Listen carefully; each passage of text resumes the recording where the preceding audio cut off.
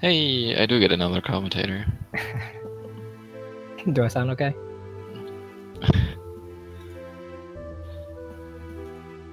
Oh, the race has maybe started?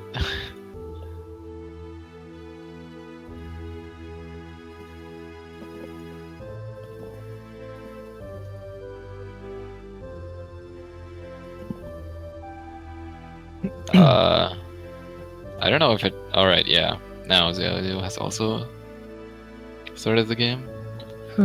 Sorry I'm late. Hey everyone, I'm Blue, Infinity 22. I just did my race just before this one. Barely won, too. It was so close. I got so scared. Everyone was scared. It was really, really interesting to watch. Oh, I'm glad. Alright, opening up that. Okay, I think I'm good.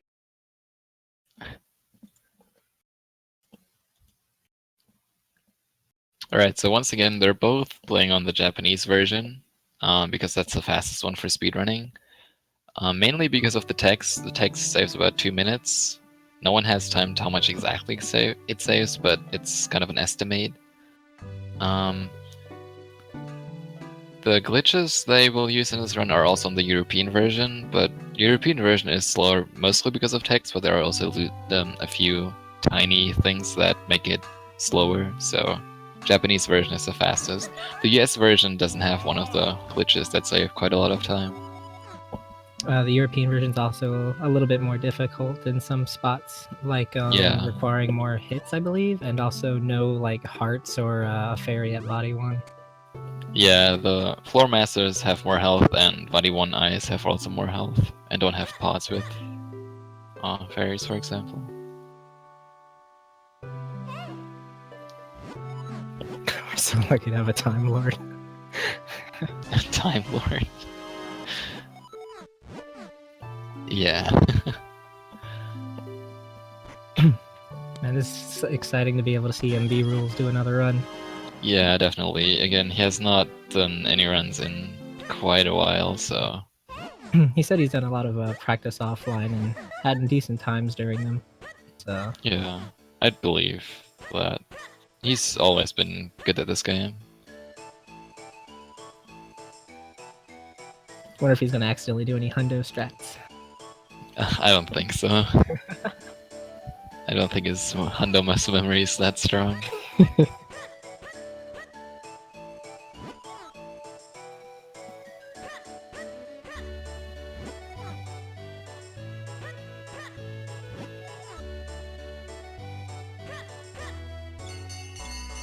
Right now there's not really much to tell you, because early game doesn't really have anything. Right now we're just doing the intro you always have to do. It's pretty slow, a lot of cutscenes. And then we'll go to the first dungeon. Don't. Nice, and we got sub 3 shield. Yeah, there's a lot of time that you can save or lose just entirely on movement and timing your rolls right. Yeah.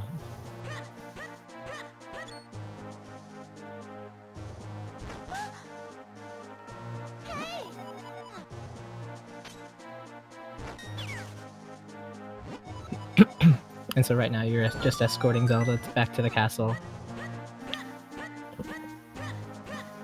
There's also a chance to softlock here when you talk to the mayor. Not the mayor, the... whoever this is. Calls him a mayor. Yeah, we'll just call everything mayor. If you roll or use the shield at the same frame that cutscene starts there, you will softlock. Luckily, none of them, or both didn't get a softlock, so... I hope that never happens during the tournament. I will pay extra attention to that. Yeah, I did too. Like, I could have rolled an extra time, but I was like, you know what? Let me just walk a little bit real quick. Definitely a lot safer. Just don't use the shield. Well, unless you're fighting Big Octo, then. Yeah. Or Deku Scrubs. The only item that can kill Deku Scrubs is the shield. I've lost a Honda run to that before, so Really? yeah, I know all about Deku Scrubs. Oh man. They're even immune to fire. They're freaking plants. Not even the fire rod stands a chance against the Deku Scrub. I've actually never tried using fire rod on them. Maybe I should. Sounds interesting. Might have just found a new strat. I doubt it. I can't believe the shield Whatever. didn't work to save Zelda there. Damn, it's useless. And we got sub 5 body vanish too. That's pretty good. Good tech smashing and good rolls. Yeah, really good rolls. Mayor Blue. Look at all those mayors in that room. I just can't believe it. So many mayors. And a frozen mayor too. And a frozen mayor.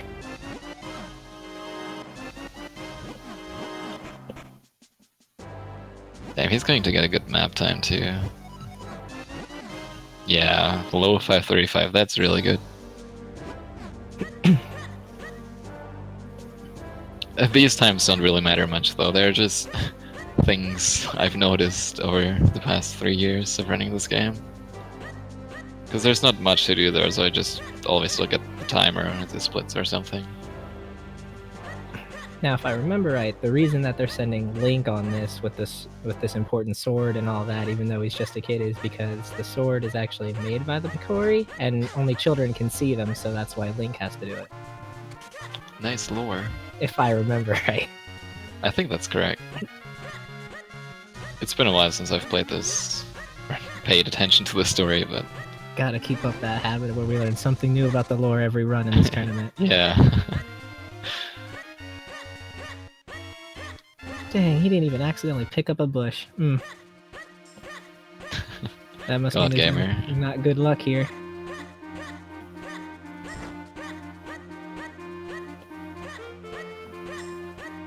And you can see just how good MB's rolls are because you can see the text on the R button, and if you can't even see it, then I believe that's like frame perfect rolling, right? Yeah, if you can't see it at all, it's frame perfect. So you can see just how good his rolling is. His movement in general is really nice, because he's also a very experienced runner. And we will most likely also see a first sub-18 Earth Element here during this race. At least I think so. It would surprise me if we didn't get one. I never know if it's like quicker to walk to the other Octorok or just roll to him. I don't actually know either. I think it depends on what he does, but I don't know. Alright, 732 as well, that's not bad. I kind of thought this was going to be a 730, but... I think I had a 736. I think so, yes. Yeah. So you see right There's- there, that was 4 seconds difference, so rolling makes all the difference in a close race. Yeah. I think, or not I think, sub 730 as well is also possible. I've gotten it twice so far, so So you it's... think it might be possible when you've gotten it twice? Yeah, that's why I said I don't think, I know. But yeah, it is very precise. For this lily pad section here, you can get a first cycle if you roll like... I don't know, I don't know the exact number, but Hope and I thought it was like something around 12 frame perfect rolls. No one has ever done that in RTA before, so good luck. There's actually somebody recently trying to task 100%, and when me and Legrand were talking to him, he said it took him like 9 tries to task the rolls correctly to get that first cycle. Yeah, it's pretty difficult. Someone should do RTA attempts of it. Get vote record. Mix it up with Earth Element percent.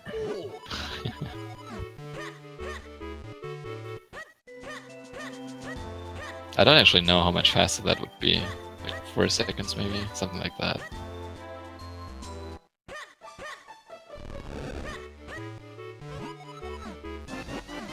Zaelo there actually used a little bit of a slower route. He went to the right except instead of the left.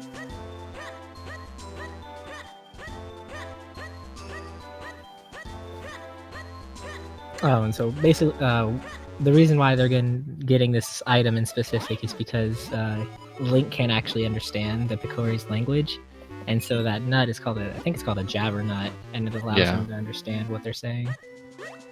And I guess also speak it? I'm not sure about that far. Probably. I mean, he can talk to them, so... I mean, I don't Link care can't if they really say speak at anything. all. Alright, let's see what time MB is going to get here. Is it going to be sub 10? It's not! Damn. No sub 10 for MB. Still a fantastic time for getting into the temple. Yeah. Though sub 10 is a good goal to have.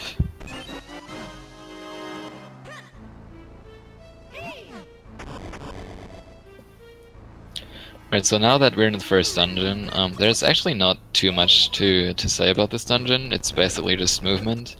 There aren't any glitches in this. Well, there is one glitch in this dungeon, but it's not useful for speedruns. Is? Yeah, you can like use the weird doors on the barrel to kind of teleport a little bit. It's weird, but it's useless. Oh. The task kind of wanted to warp to the other door that way, but it didn't really work out. But yeah, other than that, there's not really much here. I do have one question, if you might know. Are those mushrooms that are at the top of where MB is now, are those preset, like, they're always going to be in the starting position that they're at? Probably, yes. Because I've noticed you can, like, damage boost with them, like, you roll into them and they'll push you down. Yeah, it depends on the pattern you get. Okay. I was curious if it was always the same. No, they walk in different directions. They just spawn at the same place every time. Okay. If one of them walks down a little bit, you can get the damage boost, I'm pretty sure. Pretty good pesto look there. Yeah, he didn't actually have to kill it. He could have just rolled past it. Because the next time he will enter the room, the pesto would be in a position where he could not actually hit him again, so... Oh, okay. You don't always get that pattern, though. You also have to go around the pot in a different way. Else you'll trigger him anyway.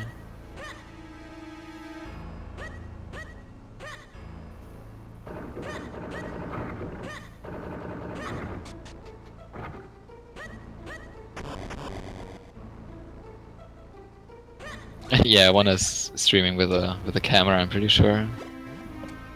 Zalo always does that.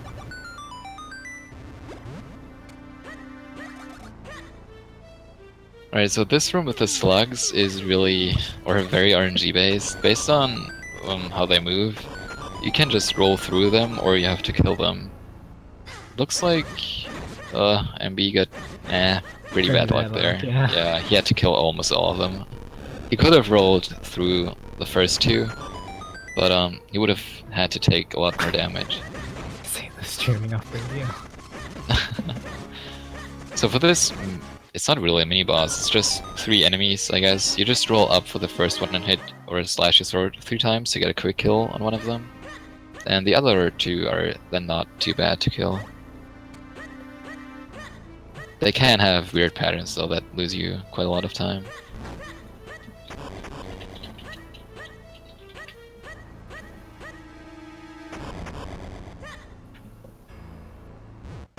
Alright, for this mini-boss you want a 2-cycle. It's not really difficult to get a 2-cycle, but if you hit its head and then start slashing the tail too early, you will get knocked back a little bit, which means this. Yeah, he still got it, alright.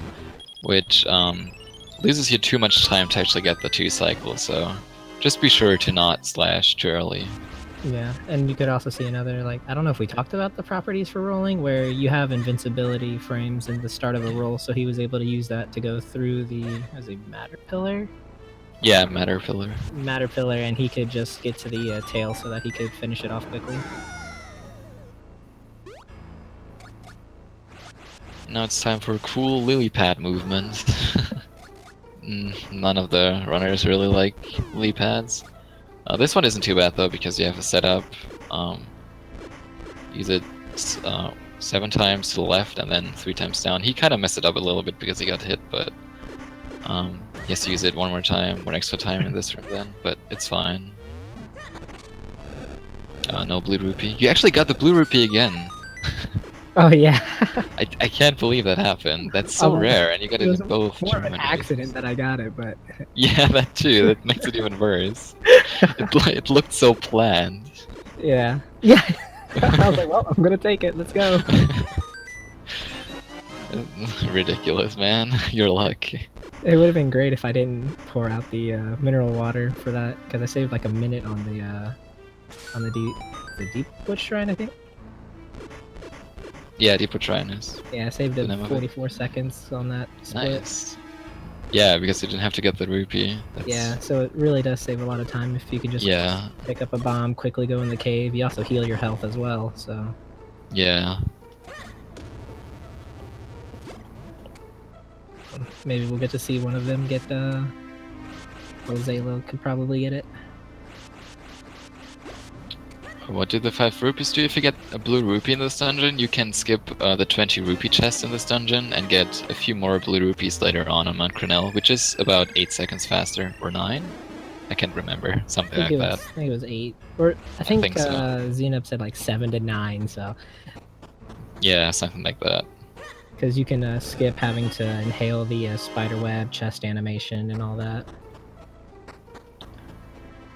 It also gives you a really nice Deepwood Shrine time, because getting that 20, those 20 rupees cost like 20 seconds. It's 6.5. Oh, excuse us. Then again, 0.3 seconds is what we talk about, so...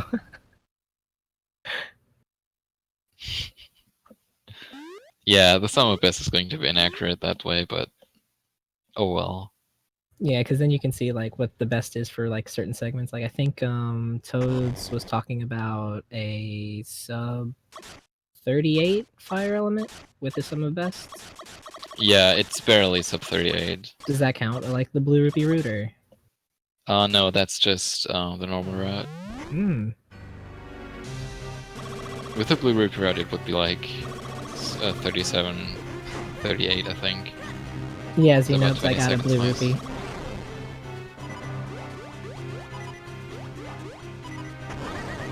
Again. Alright, so anyway, for this boss, by the way, I used the Gust Shard first to make him fall down, and after that he needs 4 slashes to trigger the next phase, but he will tank more slashes, some between 5 and 9. If you get 9 slashes, it's pretty slow, but you can't do anything about it. Even if you stop slashing, he will not get up any earlier. So you just hope for only 5 hits instead of 9. And then on the last phase, you have a chance of getting 5 jumps, but I don't... Did he get it? I don't actually know. I was looking at Zaelo's screen. Yeah. Alright, yeah, we get a sub 18 Earth Element here. 1752, that's not too bad.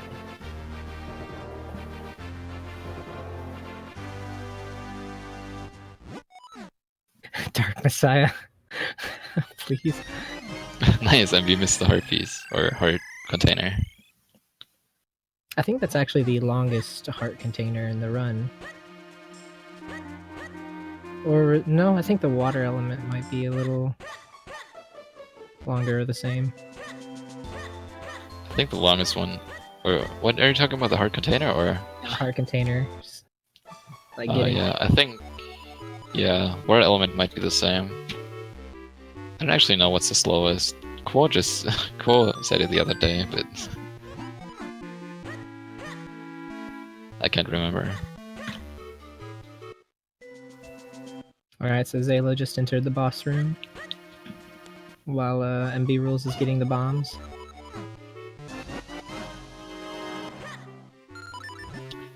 So the bombs in this game are not as powerful as they are in a lot of the 3D Zelda games. And I guess 2D, they're also pretty strong in Link's Awakening. Oh man, we get to see the old bomb throw strat. Thanks, MB. MB is probably going to use a few older strats because he's a very old runner of this game. He started like, I don't know, 5 years ago or something, so... But yeah, bombs are not as powerful in this game. There is a glitch you can do with it, which later on will save 3.5 minutes. So they are pretty useful, but obviously not as useful as, for example, Ocarina of Time. Where the 3.5 minute time save they can do at any point in the Yeah, they just save hours with it. Zalo unfortunately got the 5 jump. Yeah, that's the most common one though.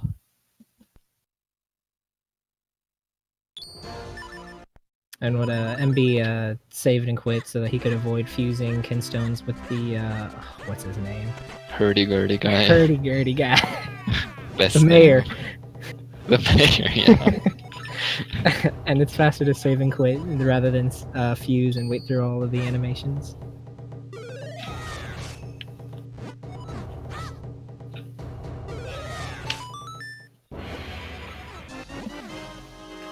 Alright, so MB just got the spin attack. We need the spin attack to show the guard here left of Hyrule Town that we're super cool, so that he will let us pass. Even though he uses a lance or a spear, not a sword, so I guess it's impressive to see a sword. I said that last run too, that I will never understand this guard. Like, oh my god, he's spinning around with a sword. I gotta let him through. I wish I could do that with this lance, but the mayor won't let me. The mayor.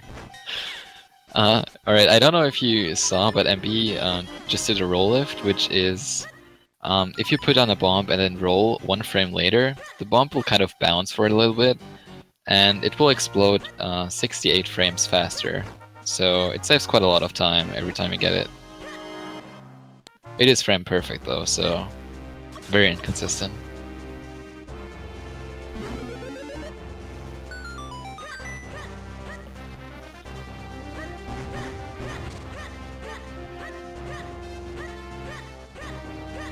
So Mount Cornell is very RNG heavy. I didn't get a roll lift. You can take a lot of damage here, or you can also just go through it without taking any damage at all. It really depends on the enemy patterns, and later on a few rocks that will fall down. You will see those. Well, I guess your roll timing, because if you if you're good at reacting to the luck you get, you can do some good well-timed rolls to go through the enemies rather than take damage. Yeah, it's just really difficult on this screen with the Mulldozers because their movement is random. And we didn't get hit though so far. That's really nice. Wow, he didn't get hit at all. That's pretty good for that screen. He's also going to get the 20 rupees there with the sword. It's a lot faster to get it that way than to climb up the vine.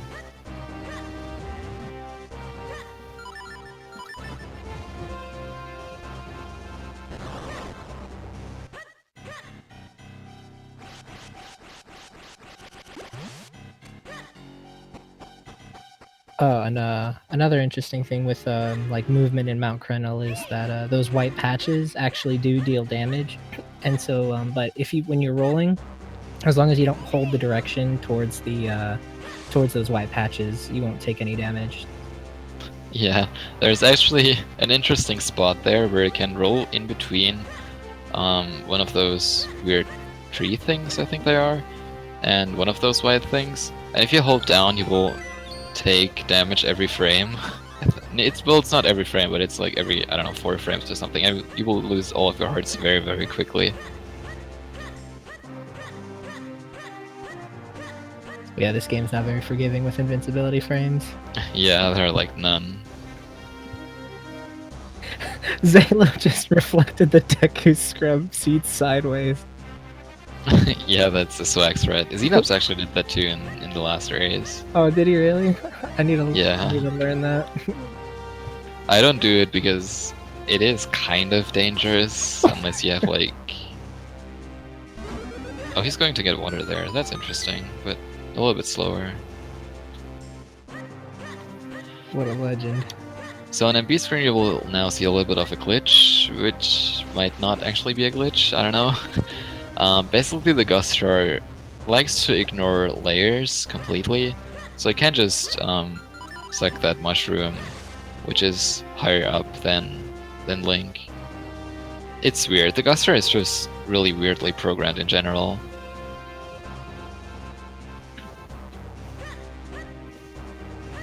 And of course, if you pull a mushroom, you also ignore walls that are in the way.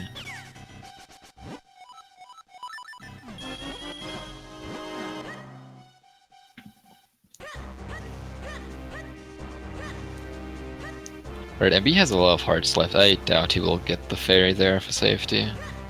He didn't get damaged at all. That's really good.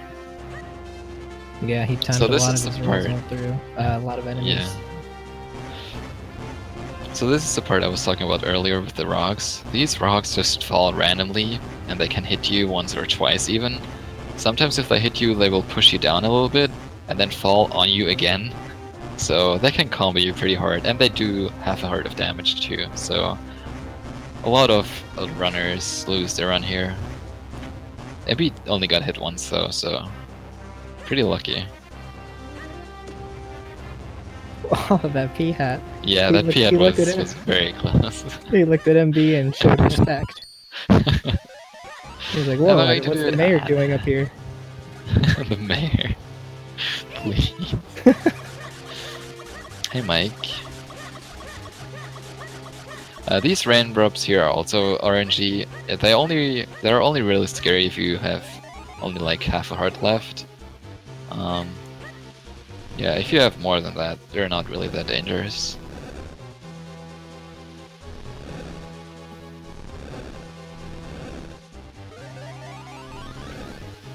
Oh, I don't know if we already mentioned Ezlo text, but you might have saw that at the start of that rain section that MB just walked forward instead of rolling. That's to avoid rolling into an Ezlo text, because when you roll into it, it takes a few seconds longer to start up than normal.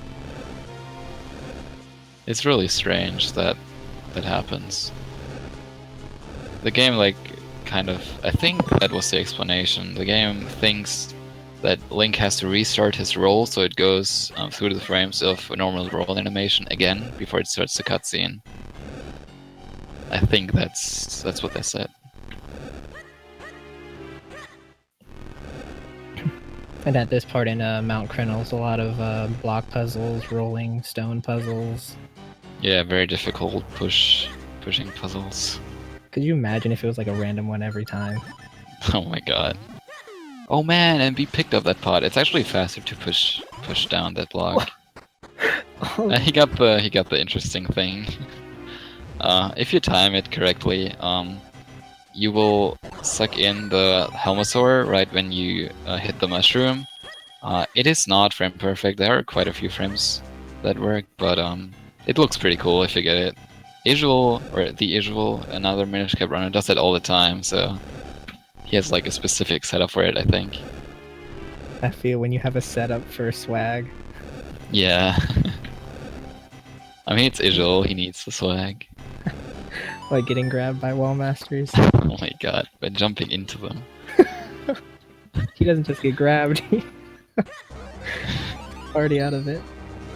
But a lot of people for that mushroom will back up a bit so that they can avoid inhaling the Helmosaur. Yeah.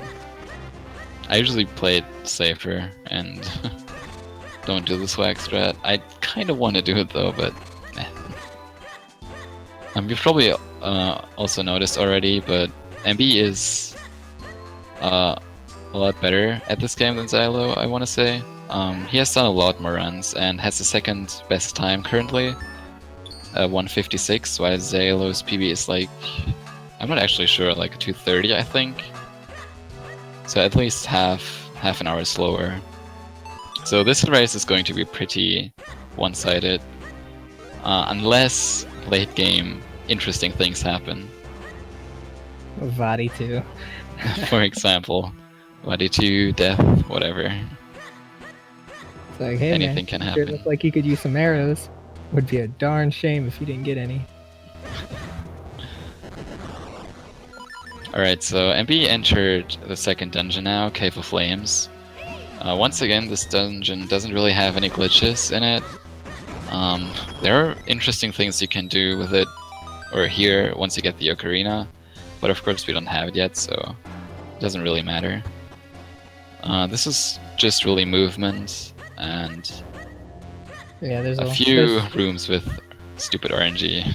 Yeah, there's a lot you can do or change, whether you want to do it for safety or speed. Like, for example, in that first room with those 2 bombs, you can use the sword and shield early to use the bomb enemies to blow up the top wall, or you can just pull your own bombs out and do it yourself. Yeah. Using the enemy bomb is actually a little bit faster if you get good RNG. That was a nice snipe. And kind of lucky. He also got a good Telmasaur room. Kind of. Yeah. That's not bad though, not bad at all. It's like the second best pattern you can get. A lot of this dungeon is just how good you react to what's given to you.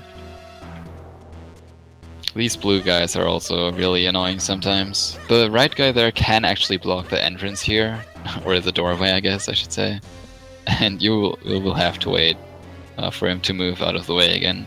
And sometimes you just will keep walking to the right into the wall, so you... It happened once to me that I lost like 20 seconds to that guy because he just wasn't moving out of the way. And if I remember right, you don't actually get any invincibility frames on rolling as a Minish. Yeah. And also, I believe it's for some movement, you do a different movement with it, because I believe walking diagonally is faster than doing a roll left and up, while it's the opposite. Walking diagonally is faster most of the time. The Minish movement is weird in general, like... Yeah. You really have to watch the task and then see what's fastest for each individual Minish movement, or Minish part.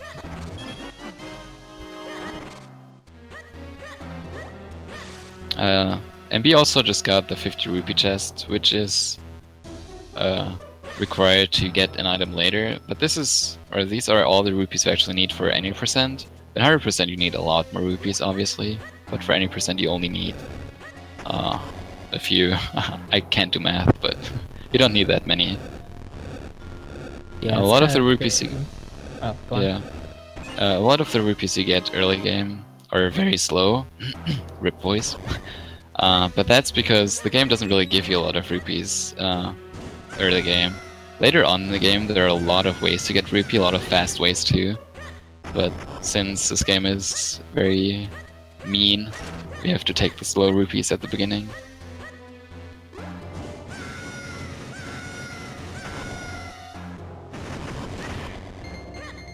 The meth. I don't think so.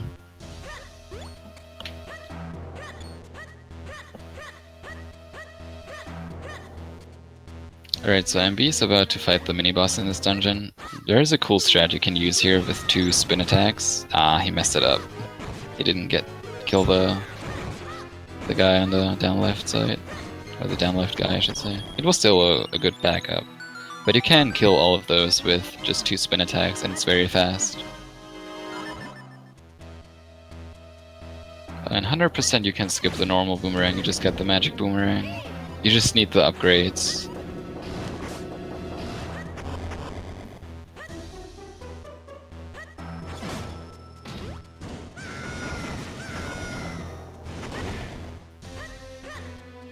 That's actually probably a better setup, going to the right, so that way you don't accidentally go into the minecart. I've done it so many times where I'll like roll south and then try to go around the Me too. and just jump right back into the cart. The right is a little bit slower, I think.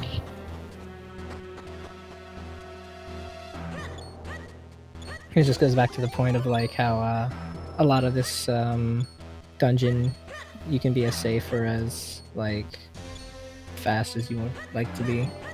Like everything's up to your judgment.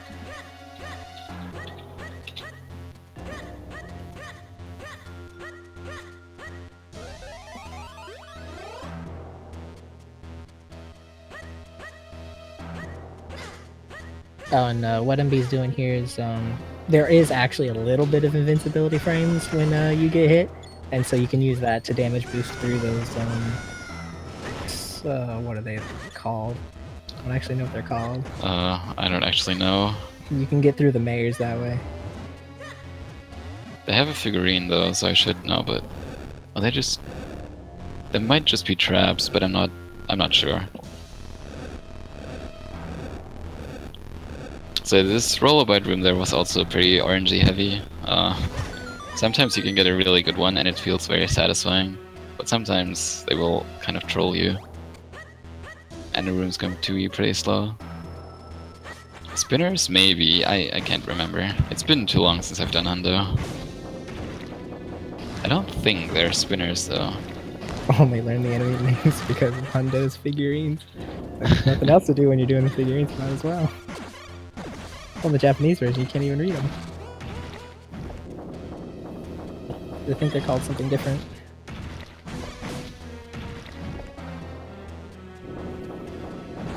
So here you can actually skip a cycle by walking on the last one really quickly. It's not very precise, but you do have to practice it a little bit. It doesn't save that much time, so if you want to be safe, you can just take the second cycle. I think there's actually a few like setups you can do for it, like one involving rolling and one is just like holding north. Yeah, apparently in Quo's tutorial he says that you should roll there. I have never heard about that before. Yeah. I didn't even know you could use roll strats there, so...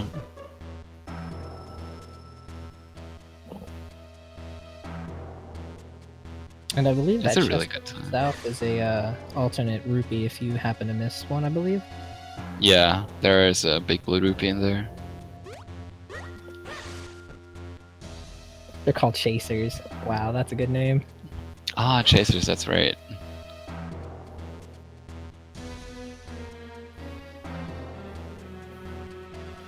There's another enemy that's called trap.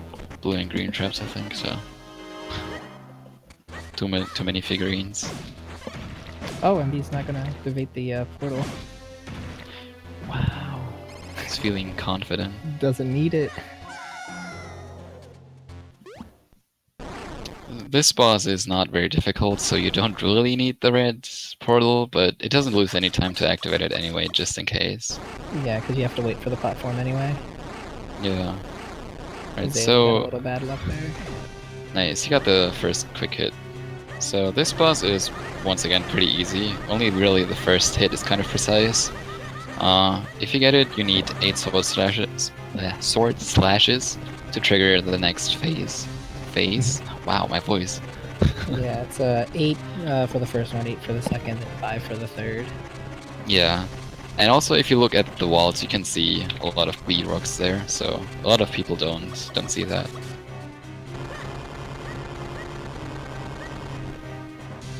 Also, another cool thing is that you can actually use your sword to extinguish not just the flames on the ground, but when he's shooting them out of his mouth, your sword can actually cut the flames so that they don't land or hurt you.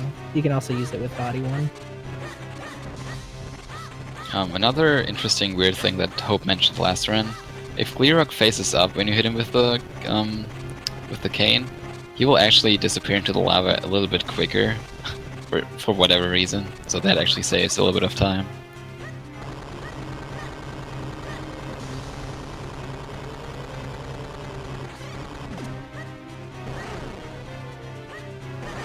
Ooh, that was close.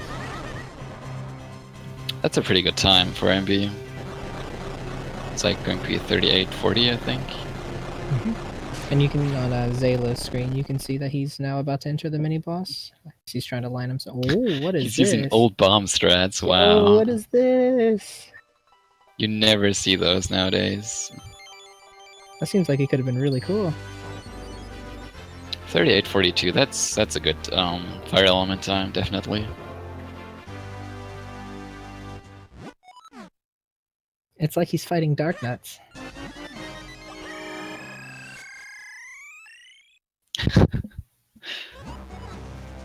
Yeah. Bomb strats are not quite working. You can just spin attack to stun the shoes, and then you can just take them out as normal. But you can also use the bombs to stun them as well, or just flat out end them. Like, yeah, see, he just spins attacks and cuts them. The bomb strats are slower than just doing 2 spin attacks, but we used to do them a few years ago. But I'm pretty... was it Atros? I think Atros found out about the... I think about the Atros spin did attacks, right? those, and the Wizrobe, I think he did. Did he do the Wizrobe? Yeah, I'm pretty sure he did.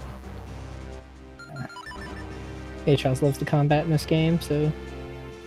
Yeah. He's also found the coolest strats, though, so... yeah. Except for Marble and Fight. Hope actually found the cool strat for those. But we'll see that a little bit later.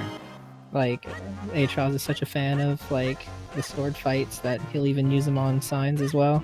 Yeah, I was about to say. Nothing is safe from his wrath. Damn. Alright, so MB just activated the Wind Crest in Hyrule Town. This is the only one we need for any percent. In 100% you activate all of them. But for any percent, only that one is important.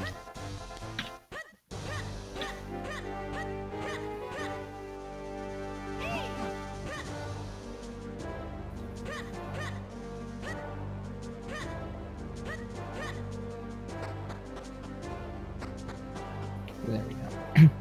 So where MB is going next is that he's going to the is it called the Minish Shrine, or I don't actually know what it's called. Four Sword Shrine? Wait, is it officially called the Four Sword Shrine?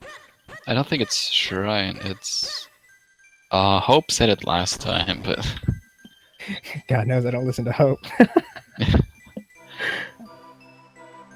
I can't remember.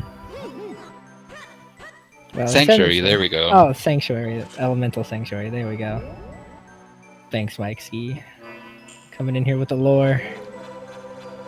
Why are you not commentating? So he has to fuse the elements that he got with the was it the Picori blade? And so he can make copies of himself, which is necessary for continuing. And Zaylo actually got a little bit of bad luck in that room, but he managed to get it done.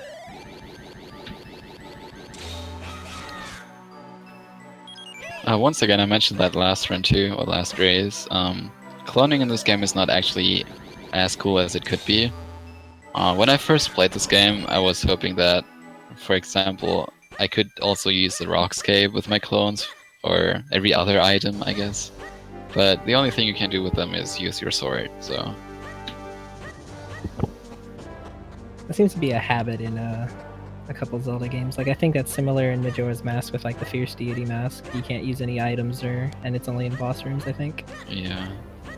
That's why only Four Swords Adventures is cool. They actually have 4 links, and all of them can use an item at once. Alright, so this is the Malden fight I was talking about earlier. There are a lot of different strats for this fight. None of them is 100% consistent unless you're good at the game, unlike me. I don't know which... Alright, MP is going to the cool one. Yay, look at that! This is the best one you can do for RTA. There's also one that is a little bit faster, which involves a spin attack, but that one is very precise and only really the task does it, so... But that was a really nice fight. I never get fights that good, so...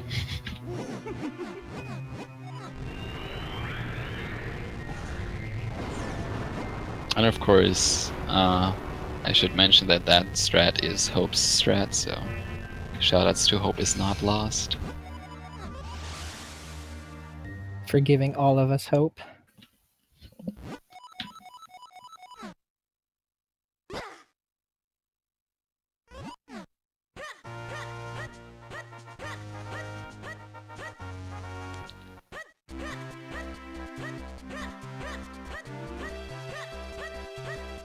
And so now that MB is able to clone himself, he's able to get past this block here that's necessary to continue. Also, I'm not sure if we mentioned it, but like on Xylo's screen, you don't actually have to go through all of the tornadoes to reach the boss key. You can actually skip 2 of them, because when you press against a platform, it'll just bring you up to the level. It doesn't really matter though if you skip them, because you have to wait for the platform anyway. Mm-hmm. So MB is watching the last big cutscene now. This is the only time where he can drink something. So I hope he makes good use of it.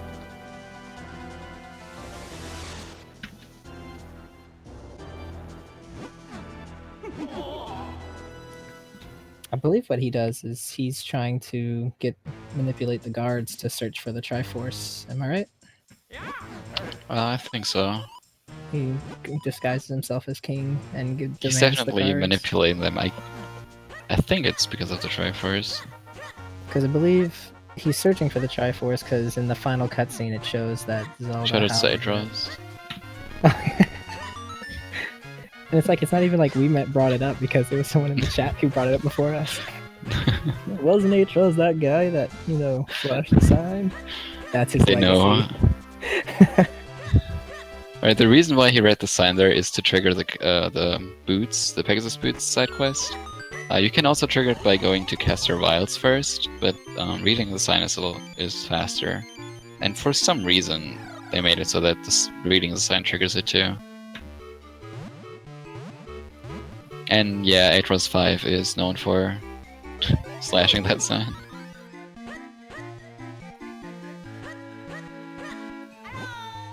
For the light force. I'm not here to talk about the lore though. I only know about glitches and speed tactics.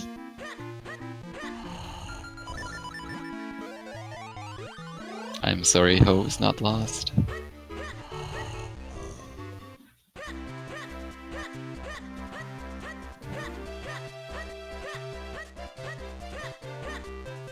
Thought it was in that evil chest at the beginning. And we got another roll lift. He's on a pretty good run so far. I've been exposed.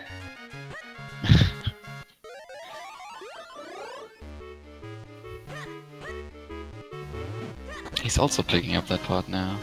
We were talking about it in the last run. If using the cane or picking up the pot is faster. Apparently no one knows for sure. Well, when you use the cane, you still have to wait for the key to land for you to pick it up. Yeah, but And so Ko in when his you throw tutorial it- says that it's actually faster to use the cane, so... That's true. Because when you throw it towards the pot, you can just roll through it while the animation's happening. No one will ever know. Unless we watch the task. Well, speaking about the task, I guess, Tampa and Ko are currently making a new one. There is an old one, which will be a lot, or is a lot slower than the new task is going to be, because it used the English version, and it didn't have 2 glitches that save quite a lot of time. They're currently in the last dungeon at the very end, so hopefully it will be finished very soon. The last dungeon, or the last portion of the game, is very RNG heavy though, so it might take a while to finish that, so...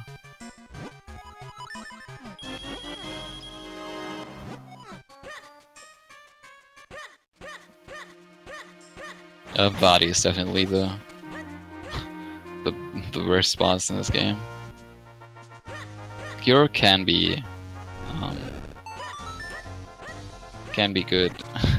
Bjork, I Oh, feel I is mean- a lot more in your control than Yeah, Body. the first 2 phases are consistent if you use certain strats. Only really the 3rd one, and maybe the 4th one, can give you trouble. Well, Vadi is just RNG everywhere.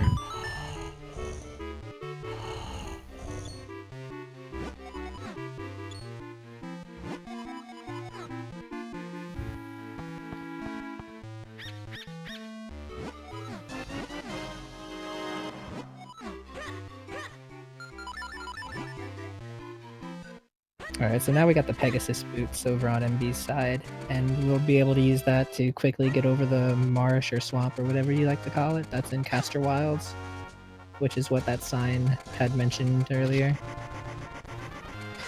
Oh, ooh, that was a bad pattern. You will most likely take quite a lot of damage there with the boots. Yeah. The enemies No, are pretty trolly. It's even worse when you have the moblins in your way as well, since they deal more damage. Yeah. Which I think I got hit by every one of them. So now that he has the boots, he can also bonk, and bonking is actually a strat used for Dark Nuts. Nice, he got the charge. So this is exactly what you want to happen. If you bonk against the wall, he can either charge at you, which is what you want. You can hit him 4 times really fast, or you can just slash, which is slower obviously, but you also land behind him, so you can slash him twice, hit him again to make him use his shield, and then bonk against the wall again to land behind him again and kill him very quickly. I think it only works on the south wall. I don't think you can bonk behind them on the top. I think so. I mean, I think so. It only works on the south wall for some reason. Okay. Ooh, wow. That's a really nice Look pattern at he got that. there. Wow. Took quite some damage though. But yeah, this is like one of the patterns you really want for that fight. This is a really good split so far. Those were the 2 major time savers or losses in Caster Wilds and Wind Ruins, so... And both of them went really well.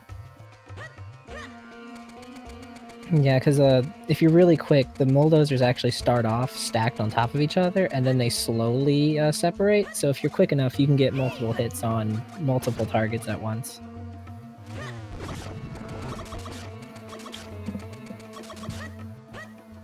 And so, like, basically what's going on in the Caster Wilds is you need to get 3 gold kinstones so that you can open the way to continue to the Fortress of Winds.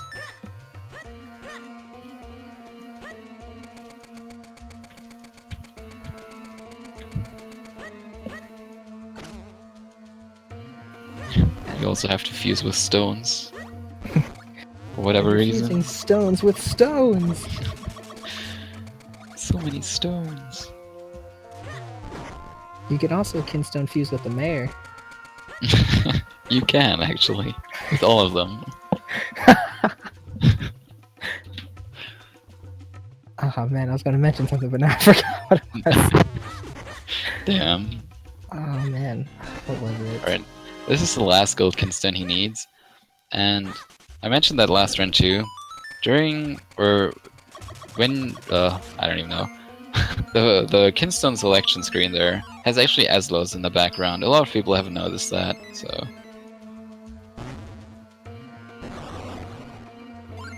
Another interesting fact that no one really knows about, even though it's like right there. Same with the Gleerock walls.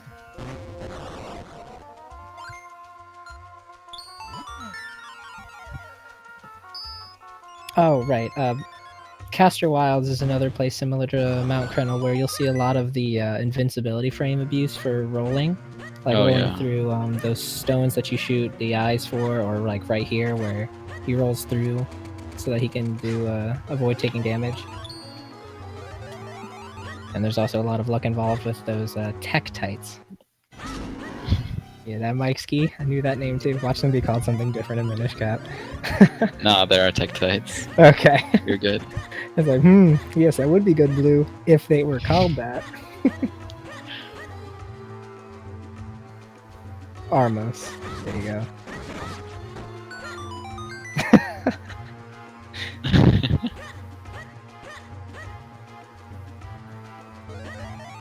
It's really funny that you can just roll through the Armos after you activate them. And this screen is actually unique in the game, where it's, I think, is it the only one or one of the only ones that actually doesn't reset the room if you go Minish? So I don't actually know if it's the only one, but yeah, for some reason that's the case on this screen. They're probably programmed it that way because otherwise you would not be able to really go through it as a Minish. So this Armus is also the only one we actually want to deactivate because he will just go into the way if we don't. There is actually a way to skip this, to skip deactivating him, but it's useless for a speedrun because it's basically a soft lock, as you will not be able to leave the screen afterwards. Yay. Huh. I've never really thought of just using the Pegasus bits to just run through the bottom part there. That's actually... Please. That's one of those things that you really should think about, but... I would just roll across. Yeah, the snakes are called ropes. And the bats are called keys. I don't know what that shock orb is. I don't know what that's called. Hit us up with the knowledge, Mike Ski. So now we're in Fortress of Winds, and this dungeon actually has a really big skip, which is really cool. It's one of my favorite skips in the game. Nice, I got a blue kinstone. Totally useless. Actually, during the last race, Xenobs also got a blue kinstone, and you also got one, a green one though.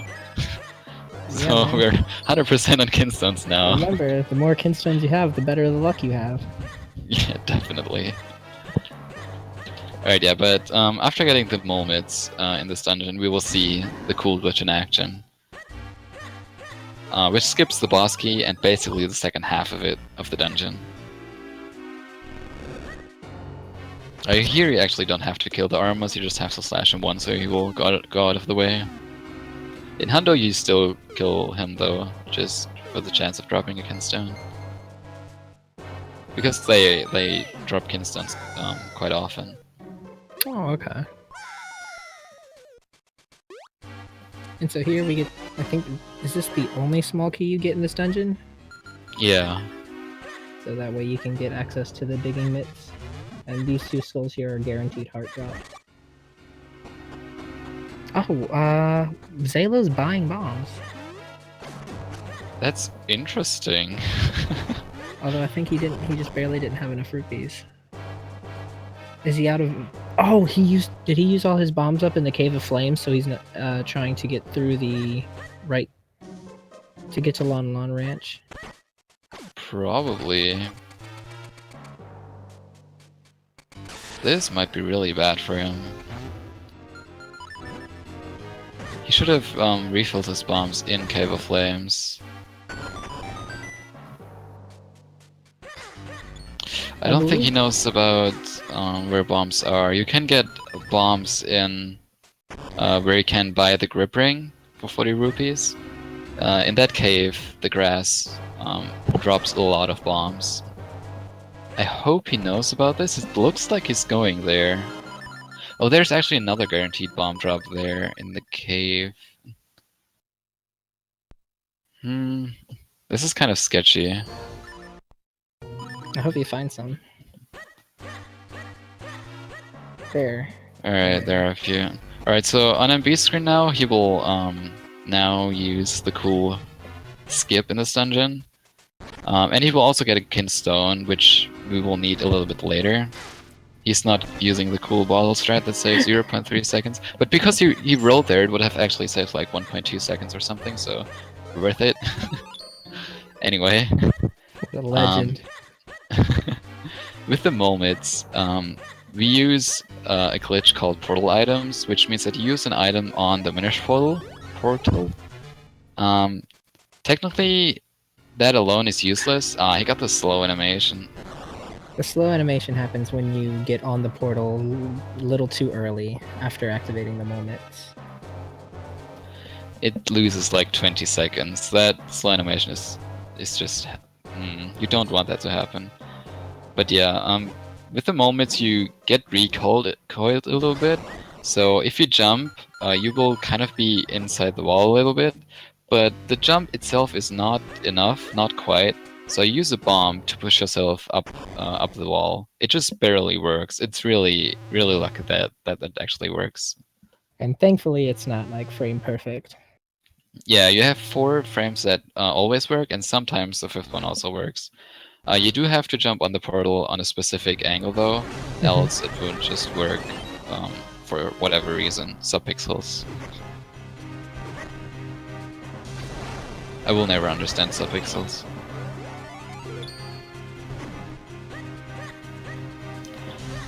So this boss fight is actually pretty straightforward. You just hit the hands with arrows and then slash them. For the first phase there is a cool strat you can do. No one really does it though, except for me right now. I'm sure people will start picking it up soon, though. It saves about 1 second. But that's the only thing you can really do here. Everything else is RNG. After hitting the hands, you have to go inside his mouth. During the first phase, there won't be any sand there, or whatever that is. I don't actually know. What is this?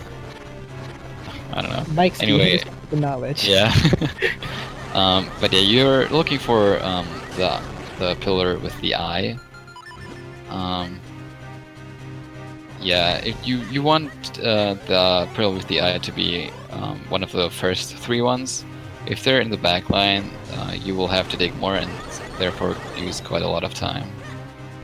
The eye with the pillar cannot be in the same location twice, so you can kind of use that to route the boss fight a little bit. Yeah. Ooh. Oh, nice. The last one was really nice RNG. Oh, this is a sub 101. That's nice. That's a good time. Especially for getting the slow animation ones. Yeah. And this heart container takes like no time to get because it's in your way and you can't actually move until it's finished spawning. Yeah. 144 Ocarina. Pretty good. Not sub 1 Ocarina, but still not bad for race at all. Please. I have to mention, like, good, or really good times. That's true. Sub Ocarina was like the goal for, or the dream for a lot of runners 2 years ago or something. I know it's a dream for me, that's for sure. I think my best is like 102, I think. It's still not bad though, you're a pretty new runner.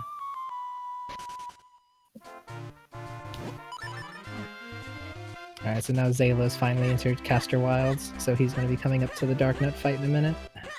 While mbrules starts the book quest. Which we do. I'm pretty sure he's going to get sub 2, yeah.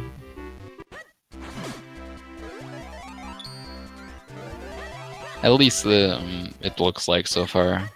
It's up to Vadi. Vadi decides. Yeah. He decides most of what's going to happen. But Zelda so got- far it's a really good run. Zaelo got very good luck on the Darknut fight, so he was able to take him out quickly. He charged at him. Nice. He's taking a lot of damage though. Yeah. There is a safety heart piece you can grab in Caster Wilds. It's right above the 3 stones you fuse with. There's a heart piece in the grave that you can grab. If you Oh, I need guess the so. help. I never thought about that. That's really slow though. Yeah. I guess Or, dying if would just you're- be faster in Wind Ruins. Yeah, if your health is low enough, you can die in the next area, or even die here if you you know, what am I trying to say? You can death abuse here at the oh my goodness, bulldozers, and yeah, and then you can use There we the go. bomb to take yourself out. So there's a lot of choices you can have here. Ooh. Actually, to Oh, cool, what? I'm not the only one who has gotten sub 1 ocarinas before. I'm pretty sure Fire Drill has gotten sub 1 once. And so we're But he coming up to the always first gets- Ocarina glitch in MB. Yeah. So the Ocarina glitches, or the Ocarina, is pretty interesting because, obviously because of the Ocarina glitch. Really nice name. Tells you a lot about the glitch itself. So you, if you enter a staircase, that was really fast, but the setup is... The first Ocarina glitch is pixel perfect, so you do have to take your time setting it up, else you will soft lock. But you can already see that he's walking over pits, or voids, I guess. This is something the Ocarina glitch allows you to do, because the game thinks that you're technically still playing the Ocarina, because it gets interrupted by the staircase cutscene, or the other way around, I guess. So you can just walk over pits, and also do... That's a really slow setup, he's not getting lucky. I wonder if he's using the control stick. Probably. Yeah, this setup is... I think this setup is only 1 frame. There are a few other setups that have 2, or not 1 frame, 1 pixel. There are a few other setups that have 2 pixels right next to each other that work. But yeah, you really want to make sure that you get the correct pixel. Yeah, because if you don't, you can soft lock your game and you'll have to come all the way back. So it's perfectly fine to take extra time to make sure that you do get it. He's really not getting lucky though with it. Yeah. There's several setups that a lot of different runners do, depending on how they do it. Like, I think the Windmask does where he like taps left twice, then taps right and goes for it. Yeah, that's what I do too. There's some who line up their hair underneath those patches, and yeah, there are a lot of different strategies. This is like one of the things that every runner has his own strat for. Yeah. Dang. He's really not getting lucky. I bet you wow. Vadi is behind this.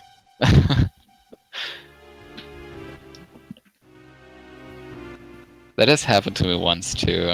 It's just really, you really can't do anything about it. Yeah. That one would have actually worked, I'm pretty sure. Because I think there are also 2 pixels for that setup that work. I never looked into that, even though I used it for 2 years. Alright, there we go. Okay. Yeah, there we go.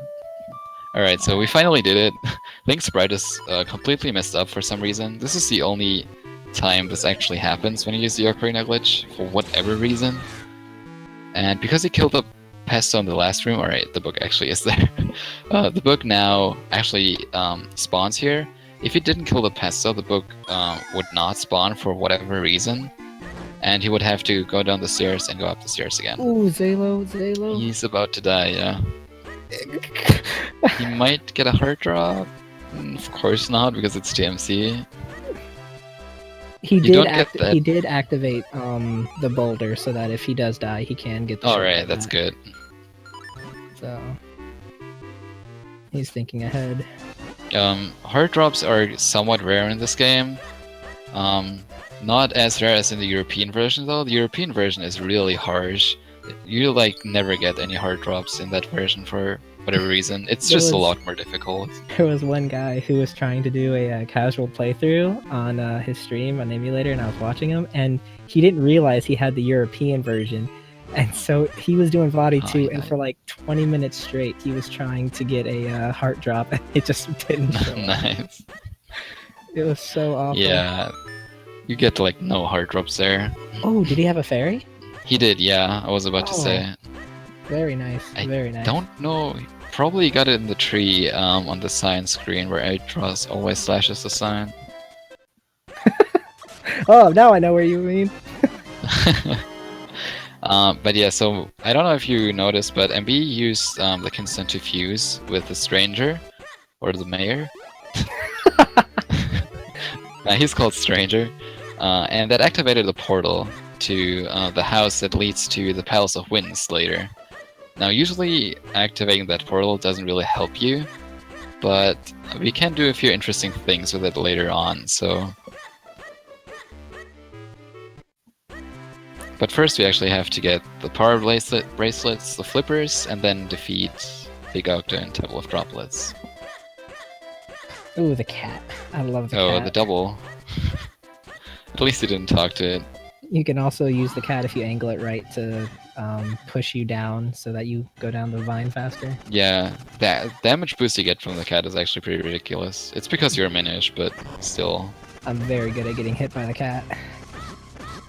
Noise. Not really something to be proud of, but hey. So during this fight, you have to kill those 4 Moldozers, and it has only happened once to me, but I have to say this every time because I want people to look into that. Once, actually only 3 of those Moldozers spawned for me, so I only had to kill those 3, and I got the power bracelets anyway. So yeah, if anyone wants to look into that. The task couldn't find out why, so... This game is actually surprisingly good for glitch hunting. It's just hard finding any of them that will help out with the run. Yeah, it's pretty solid. Except for the Ocarina glitch. Like, if you have something that breaks the game, it breaks it, like, completely. Except for, well, even portal items. I mean, you can jump over loading zones, so...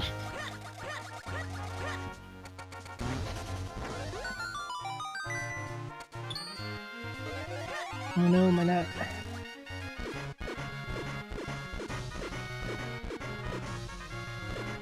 I think my net hiccuped.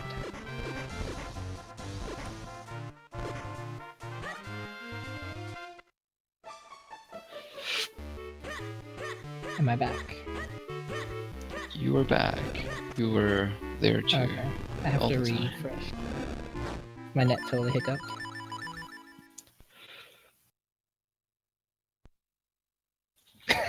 Atroz in the Discord. Yep, I quit life. GG. Bye, Bay. Atros is a good guy. So yeah, I don't know if you noticed, but I should have mentioned that earlier. When MB pushed down the book off of the bookcase or shelf or whatever it is, he saved and then quit the game to get there back quickly. Now, if you save and quit too early, the book will actually still be on the shelf. So make sure the book lands on the floor before you save and quit. A lot of new runners don't really pay attention to that, so... Okay, I got it all back. Alright.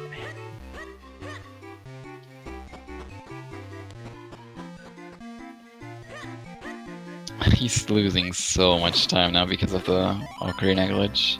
Yeah.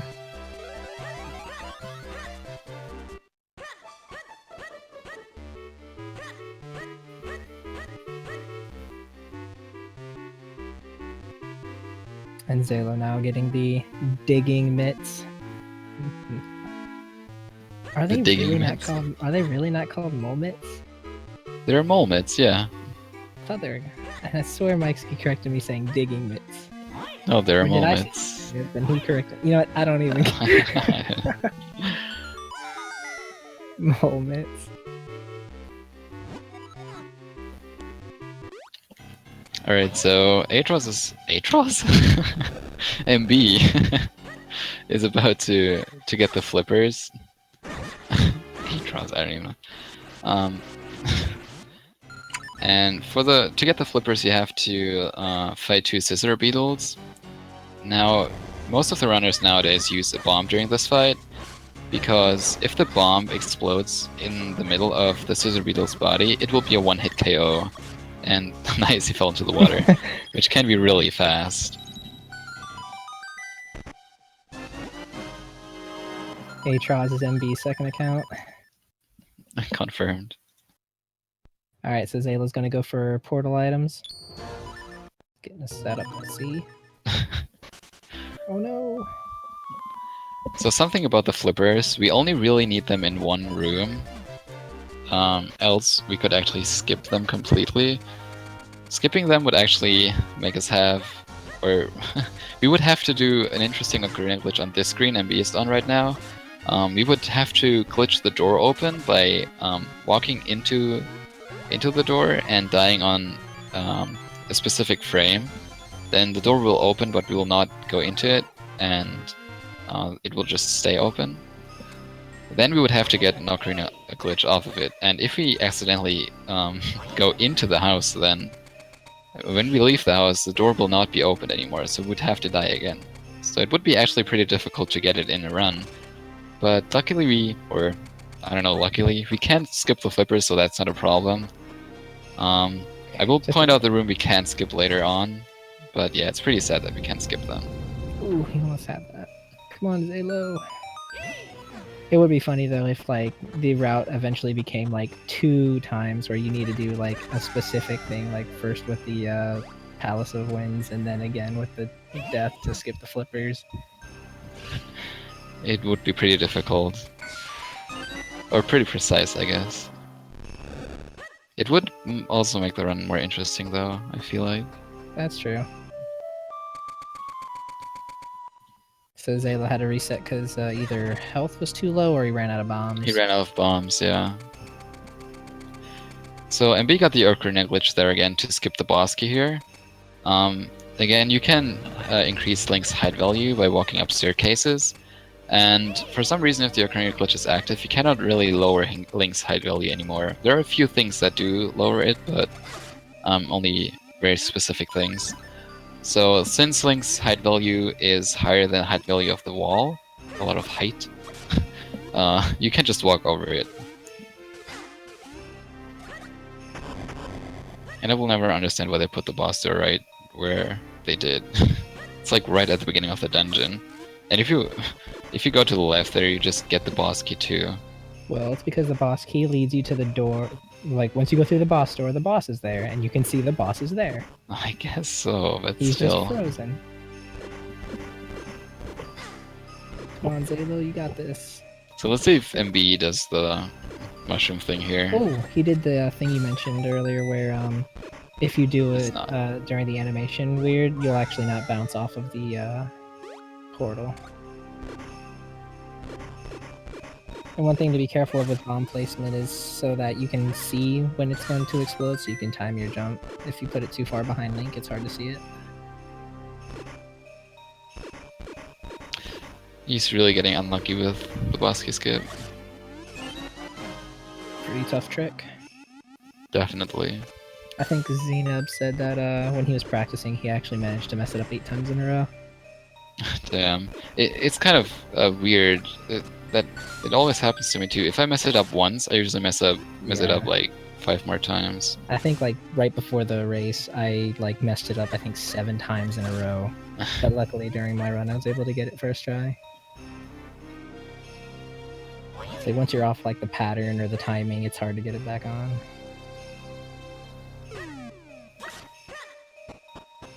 I think Ocarina Glitch is a little similar, where like you can get it first try a lot, but then once you mess it up once, your timing's off. Yeah.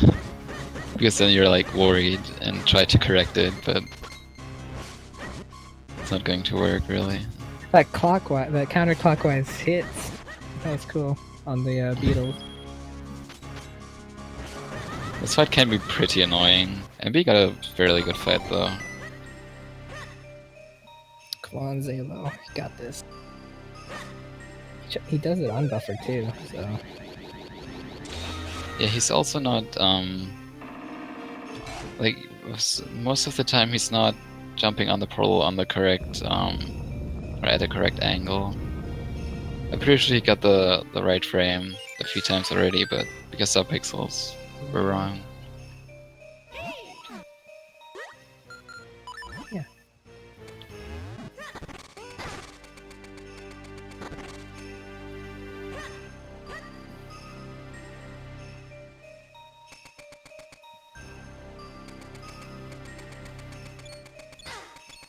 Hit a pretty good pesto pattern there. They can really get in the way, and you just stack on damage that you take when you're heading to the Blue 2 fight. Yeah.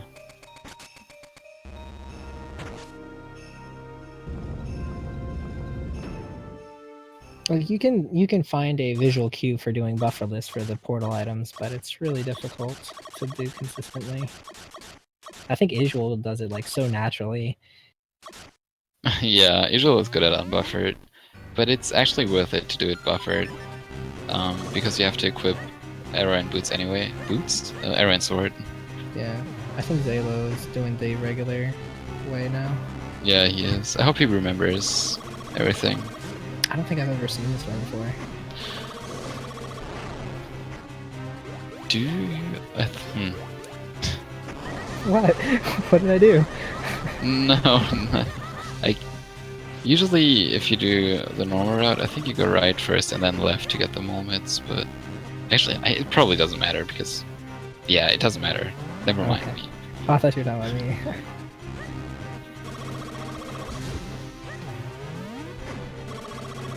Alright, so MB is fighting a big giant Jew again. A big giant? Alright, whatever. It's pretty similar to the first fight, except that this time he's electrified and blue. Alright, he got the 5 jump. This time you actually want the 5 jump for an easy setup for the last phase, so you can see that you don't really have to do anything if you get it.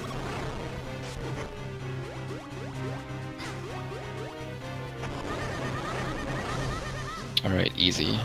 Can you do any other spin attacks? I missed it. I don't actually know. I don't actually know if they're faster, to be honest. Because it deals double damage, and it's like you can charge it up while he's falling. So. Yeah, but the chew doesn't actually count damage. It counts hits. Right. I didn't even think of that. I think the first few hits then are guaranteed frame perfect though, or something. Mm-hmm. I'll still check this card.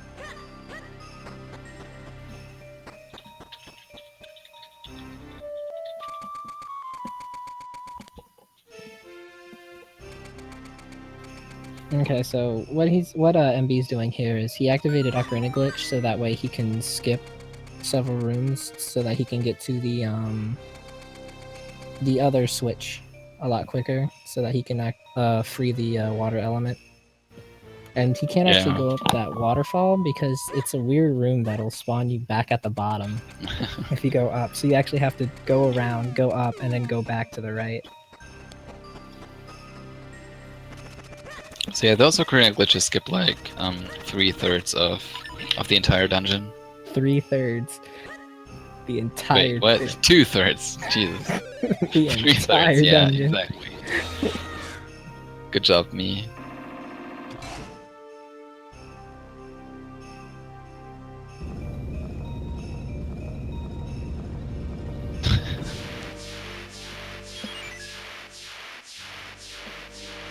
And yeah, that's also one of the version differences is how many arrows that those wall masters.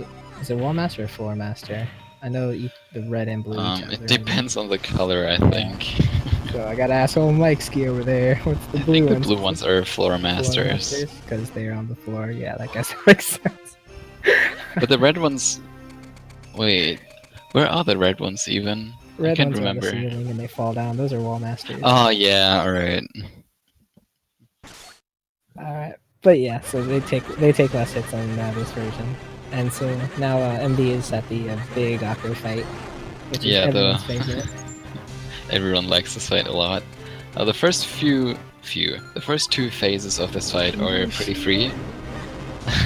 No shield. Yeah, sword strats for this fight are a lot better. But yeah, the first two phases are very easy. On the first phase, he will shoot 3 rocks at you, and you just have to reflect them.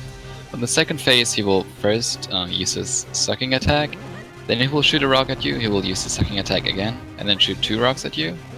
But during the third phase, he can do different things, and it's random what he's going to do. He can either shoot 3 rocks at you immediately, which is what you want, or he can charge at you, which is a little bit slower, but then you get another chance at the 3 rocks. Or he can use his cool ink attack. So he will first try to suck you in, then shoot a rock, and then darken the room by using his weird ink, which loses about 20 seconds every time he does it. So 1 ink is pretty common for a run. 0 ink is obviously what you want, and MP actually got 0 ink. No! He missed it though. No. He gets a second chance though. Oh, okay. If he doesn't reflect this rock now, he will get an ink, but I'm pretty sure he has a good position. Alright, yeah. So he got like... He held a shield up that whole time. I don't even know what to call this, like... half an ink? I don't know. 3/3 ink. 3/3, thank you. Mayor ink. Mayor ink. The 0 ink helps out with that, with the Ocarina glitch. Thank you, Quo.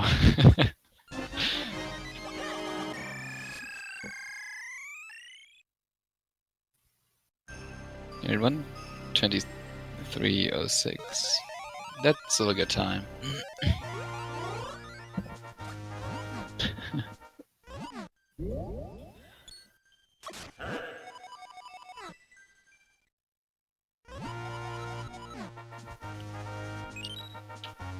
Right now, the king tells us that we should go to the graveyard to get another gold kinstone, or the royal kinstone, I think.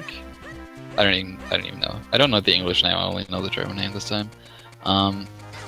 But we don't actually go to the graveyard. We will skip it completely, as well as Cloud Tops. If you remember, we or MB activated a portal to the house that leads to Palace of Winds earlier, and we will now go there and do something interesting after upgrading the sword once more.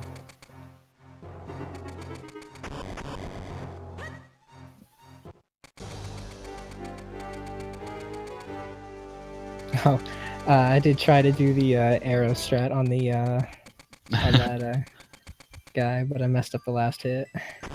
That's fine. Even if you mess it up, it saves a little bit of time because the hand doesn't move as much. As long as you make sure that the left hand actually dies too, Yeah. it's fine.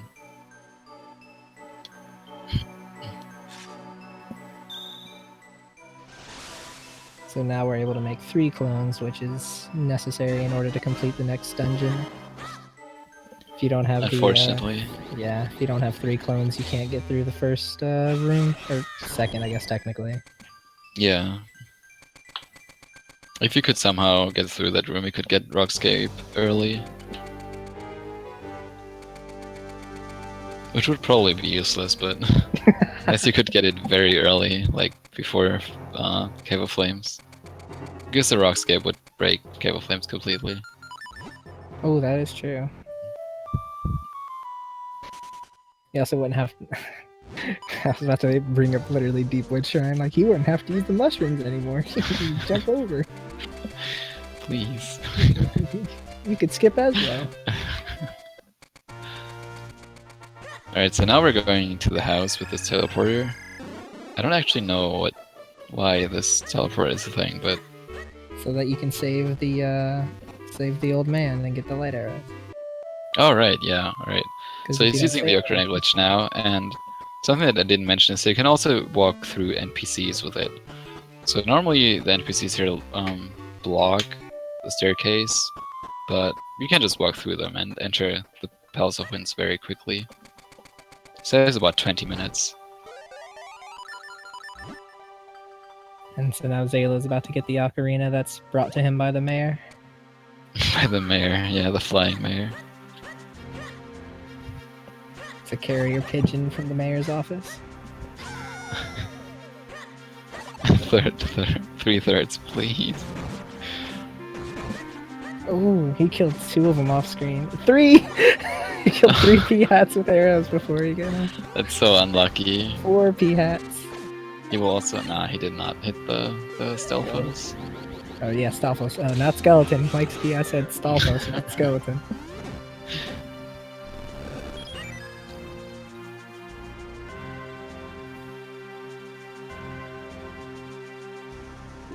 Alright, Palace of Winds is, in my opinion, the most difficult dungeon in the game, or in the speedrun. There are a lot of few... a lot of few. I didn't know you could do that. Yeah, you can, but charging the sword is a little bit more swaggy, so... And safe. Yeah, you can.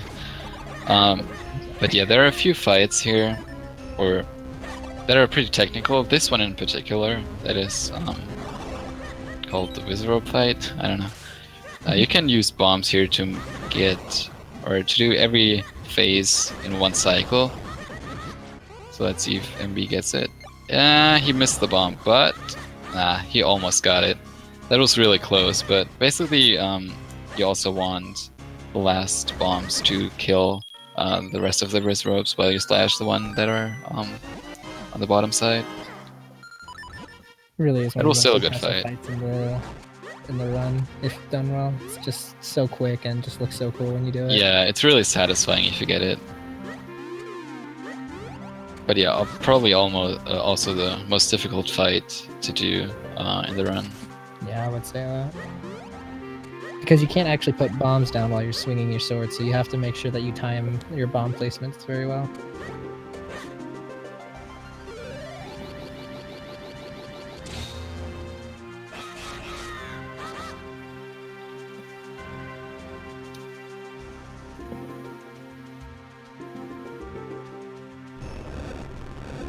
It actually surprised me just how little time they give you to push that block before your clones go away. Yeah, it's actually somewhat precise.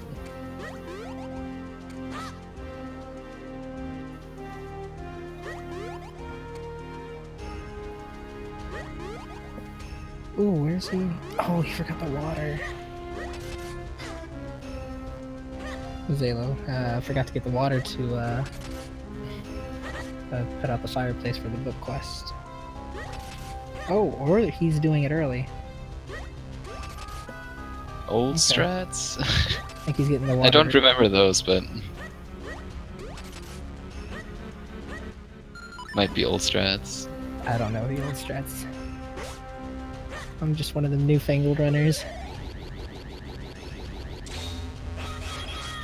Okay, so I thought he forgot the water, but he didn't. He's just getting it again for later when you need to put out the water in the mayor's house.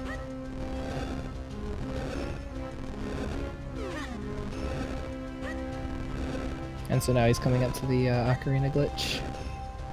See how he does it. Should.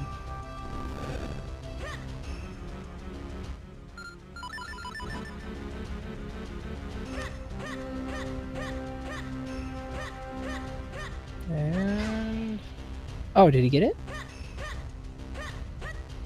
I don't actually know this setup. Again, there's so many different He did setups. it! Nice. Oh, is the okay? The I don't know why he walks down the thing though. The book spawns. So. Oh well. I guess to be safe. But he got it. MB is not equipping the boots there. Losing frames.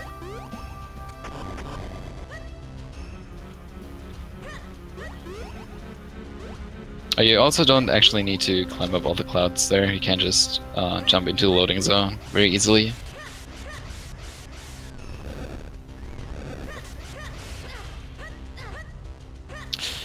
You got the first cycle anyway, good. But using the boots is more consistent and also saves a few frames in the previous few rooms. Yeah, because when you roll through the needles, you still flinch a little bit, while with the boots, you just run right through.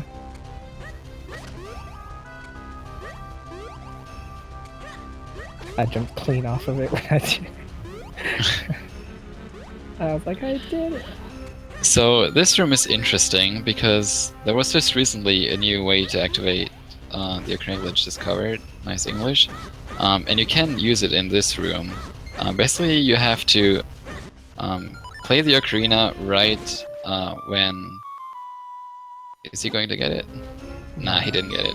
But if you play the ocarina right when the cutscene starts and the key falls down, you activate the ocarina glitch, and you can skip a few rooms with this, which you will now see. It saves about 20 to 30 seconds, depending on how fast you get the ocarina glitch. Yeah. So this one would be completely skipped, since you could just walk over the pit there. Mm-hmm. This is the room that probably loses the most of the time.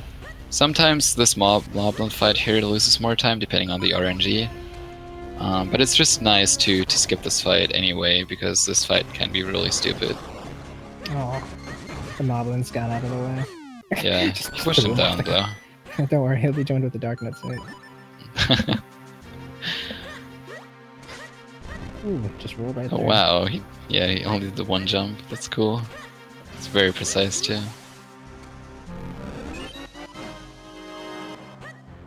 What frame is it? It is one frame. Yeah, there's only one frame. You only have one shot at it. A finish is just a minish. What are they called? Minish. So now you will see one of the better strats in the game. It's probably the hardest fight in the game. It's really precise. Yeah, probably. So here you have a very difficult Dark Knight. You jump over him and then don't do the strat. You push him off. He's Good like, backup, not though. this time. That Dark So Knight he's fought joining back. the Moblin now. Next to the mayor. That was pretty good. That Dark Knight's like, hi, I've learned my lesson. It's ah. Alright.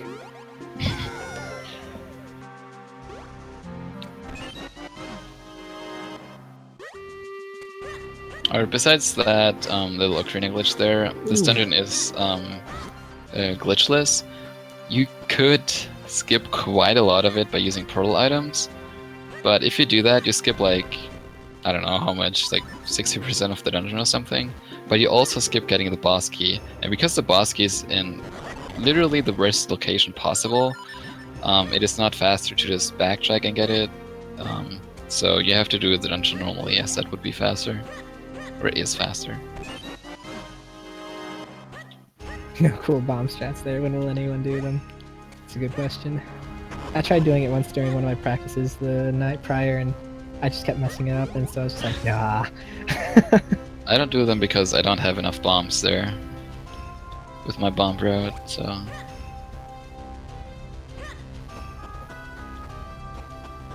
So from what it looked like, the Scissor Beetle fight for Zalo was pretty good. Or was that not? That was the Bulldozer. Yeah. Yeah, Bulldozer. Time for more Floor Masters. Shout outs to Igil who casually jumped into one of these ones. Over 10 times. So too close for comfort for me. Yeah. We got up to a It's kind of close, the second one, but... Here you actually don't have to shoot the bomb, you can just jump into it and barely land on Zalo. Oh, the Zalo's platform going there. around? Wait, where's he going? Okay, that's... old strats? That's just my excuse for everything now.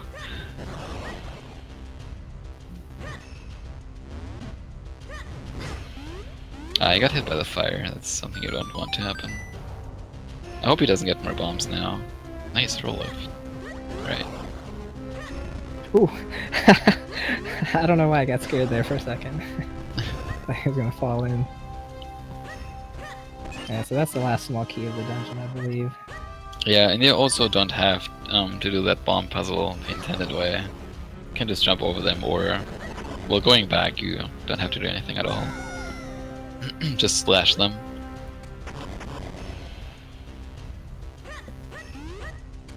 So I hope he's going to pick up a few hearts now. Oh, he also got hit by the moblin. Twice! Oh my god, don't. Don't. There is a fairy and a heart that's at the skulls at the top over there, at the top left of his screen right Yeah, now. but he's not... he's already passed it, so he will have to get hearts before the boss room.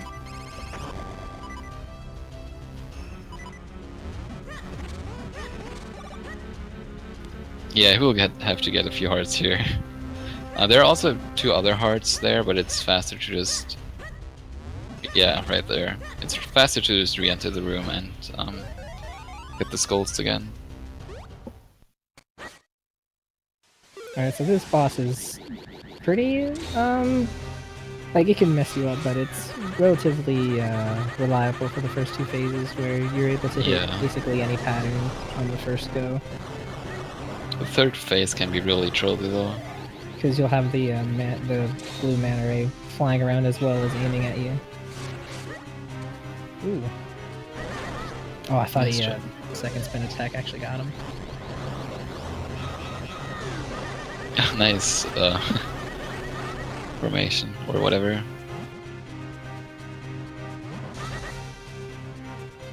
Yeah, so you don't have to clone links twice. You can use the same clones to hit him twice, which saves a little bit of time.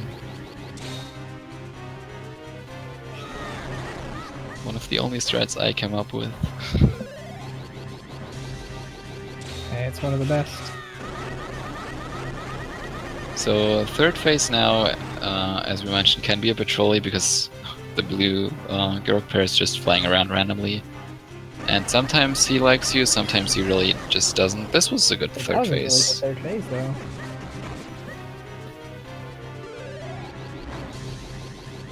And so the last one's relatively short, similar to Glee Rock, where the last phase requires less hits. Yeah.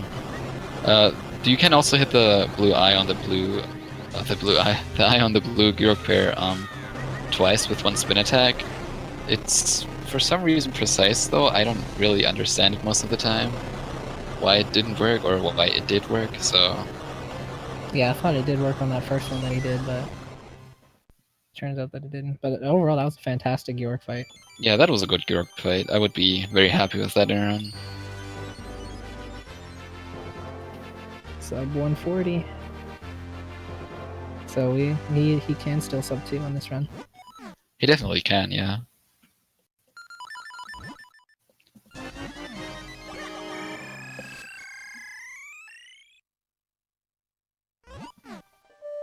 That Ocarina glitch, though, he would be like 2 seconds faster now. If the Ocarina glitch didn't go that as it did.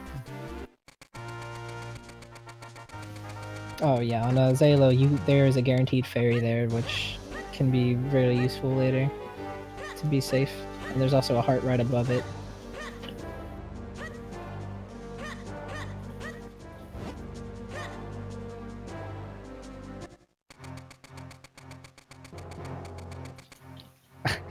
Got a blue rupee during the fight. You can do the alternate rupee strut now. Overall, that wasn't too bad of a scissor beetle fight. Yeah, should use a bomb though.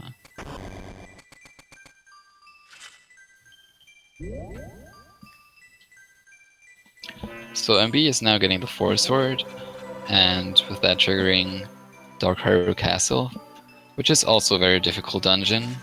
Or, yeah, dungeon, I guess. There are a few things you can mess up very badly, but you don't have to do that much because you skip most of it. It's very easy to take a lot of damage, especially when you're trying to go quick with the Pegasus boots, and you can just go through enemies without recoil. Yeah. And there's not a lot of places that you can get hearts at either. Can be pretty rough. But luckily you skip most of it with the Ocarina glitch. But first we get to see the intro again with one additional screen. Which is not a Triforce, the Light Force. We get our lore straight. See, we're learning together. All of us are on a journey to learn this game, not just to go fast. Casual stream soon.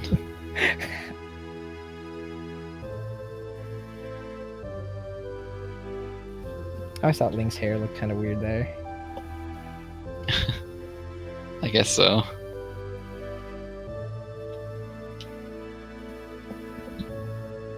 The Lit Force. There it is. The Light Force, not the Triforce.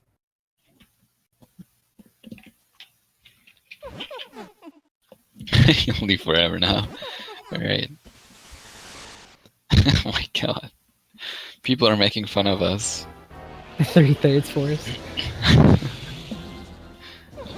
Making me cry.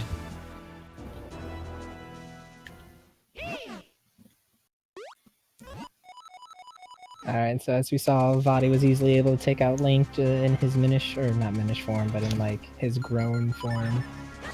But unfortunately later he ditches that, so all that power is gone. So when MB leaves the room now, he will be able to do a glitch called cutscene walking, which is a glitch that activates if you... I'm not sure if this is going to work. It's not. If you activate 2 cutscenes at the same time, in this case the ESO cutscene and the unfreeze cutscene, you can unfreeze everything or everyone else while one of them is unfreezing. But since he didn't get it, he has to wait for them to unfreeze as he can't walk around doing the animation. I think it saves like 7 seconds, if done right. Yeah, 7. Zalo getting trolled by the pestos, fortunately. Oh, I thought scared there.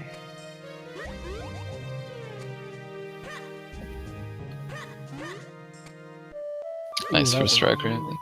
That was a really quick one. I always get scared with that jump now because I've fallen in so many times. So we use this Ocarina glitch to skip a few things. So if you go up here, you will actually be stuck in a wall. But if you spam Rock Step, you can just jump out of it, luckily. A lot of the walls don't work that way. It's really lucky that Link just happens to be close enough to actual land that he will just get popped out. Oh, is he going to do the bomb and sword that I ran out of bomb, so I couldn't do? This is a faster method of getting this That saves a lot of Oh, time. he missed but it. Unfortunately,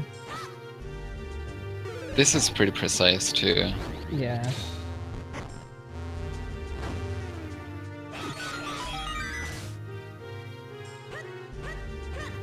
Oh, I don't know if we mentioned it when MB was there, but this part coming up to that Zalo's coming up to has a unique trait where if the lily pad is oh no, he didn't press the switch.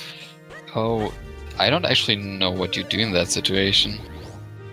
Well, what happens is when the lily pad's in motion and you move out of the screen, it actually solves the puzzle and moves the lily pad to the top of the screen or to the area. So you're able to quickly get over to the next area, but I don't know what to do if he does it before activating the switch. I guess he will have to get the other lily. Is it? It should be there. I think those are two different lily pads, or the game considers them as two different lily pads. Okay. I think. Yeah. Okay, it's there. Whew. Alright. Alright, so MB got to see. backup strats. So MB got the occurring glitch again and used that staircase to increase Link's height value, which allows him to walk over the wall there and get the key pretty quickly. You can also ignore the pixel thing that is happening at the top of the screen in a few rooms. You can't actually enter most of the rooms that the pixels are, or the pixels show. Some of them are loading zones, but most of them aren't. That was a quick ocarina glitch. Yeah. It's really nice. I don't think I actually know how to do it from the way that he sets it up. I always have to roll into it so that sets me 1 pixel away, I think is what it is. You can line up with the wall too. That's what I do at least. It's really cool. Alright, so he pushed the button, so now he can... Is the other lily pad there again, or... Oh, I guess he's... Probably not. Okay. Oh, it wasn't moving. It stopped moving by the time he got there. Okay, now we're in there. Alright, so MB is now about to do so-called door jumps, even though it's really a wall jump, no door jump. If you have the Ocarina glitch active, you can use certain items in doorways that you would normally not be able to use there. And if you use the rockscape, if you're far into a hallway, or doorway, you jump a little bit into the door, or into the wall rather. So if you then screen transition, you're still inside the wall a little bit. And if you press or hold left, he will just jump out of the wall, because the wall kind of act like ledges. This guy is just trolling him right now. Yeah, he doesn't want to attack. He's just spinning around the thing. The Morning Star like crazy. And the scissor beetle fight on Zalo was pretty good.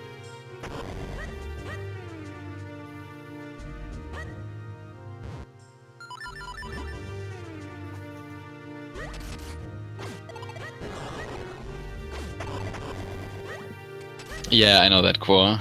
I've told people that they should jump after the first Ocarina glitch.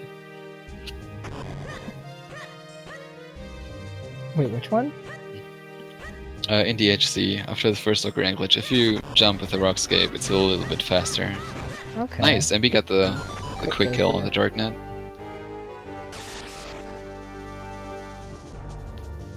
That's also a pretty precise strat, but... Yeah, if you move at like any other direction, it ends it too. Yeah, I don't think we have seen that yet in any of the tournament races so far. Oh, the quick kill? Yeah. I think everyone has messed it up so far. I think you might be right.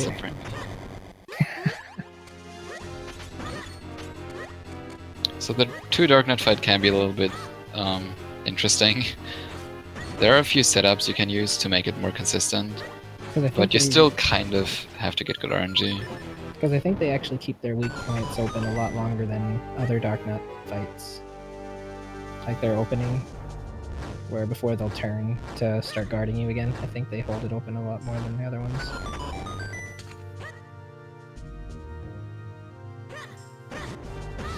Alright, you get the ghost pretty quickly. Those ghosts can be really bad for you. If one of them actually hits you, you might get chain attacked to death. You really don't want that to happen, obviously. Shoutouts to ghosts.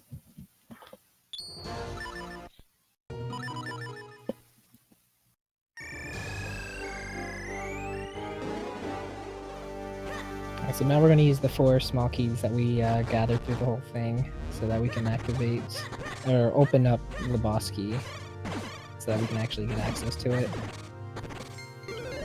I'm not sure if he's using the manipulation.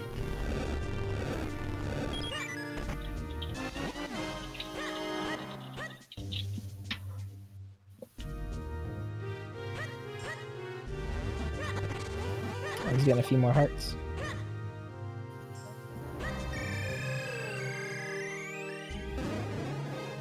Or the blue chew is being a real big butthead for Zayla right now.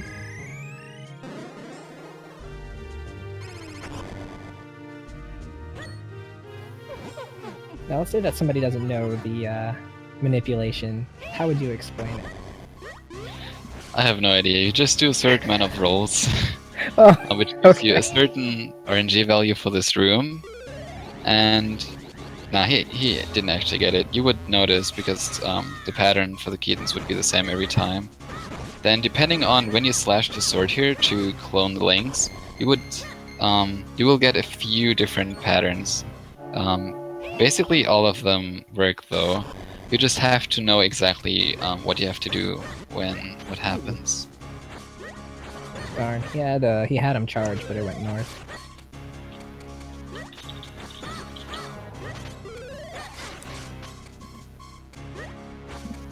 Ooh, he got one of the red ones, but the other red one got him.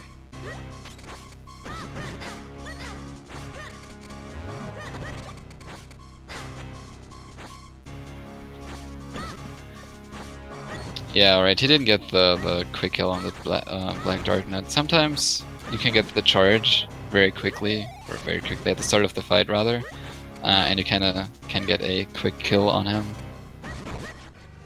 Which is what the Dark Nut manipulation is for.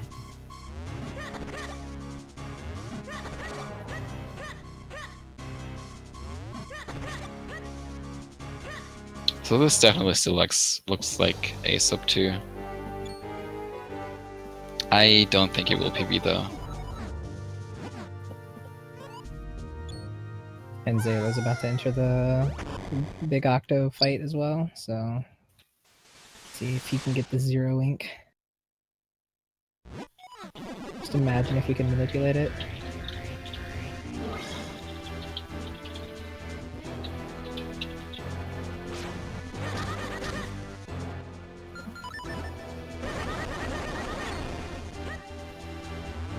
Alright, so the Vadi 1 fight, what you want to do is you need to destroy all those small eyeballs that are flying around Vadi, and that'll reveal his weak points. So that way you can get it. I think.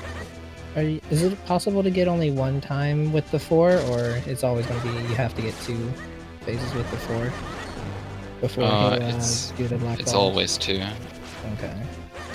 Sometimes you get an extra cycle too, for no reason really, just because he feels like closing his eye way too early. Oh, that's fantastic. Yeah. This is a really great boss. You can feel the genuinity in the voice.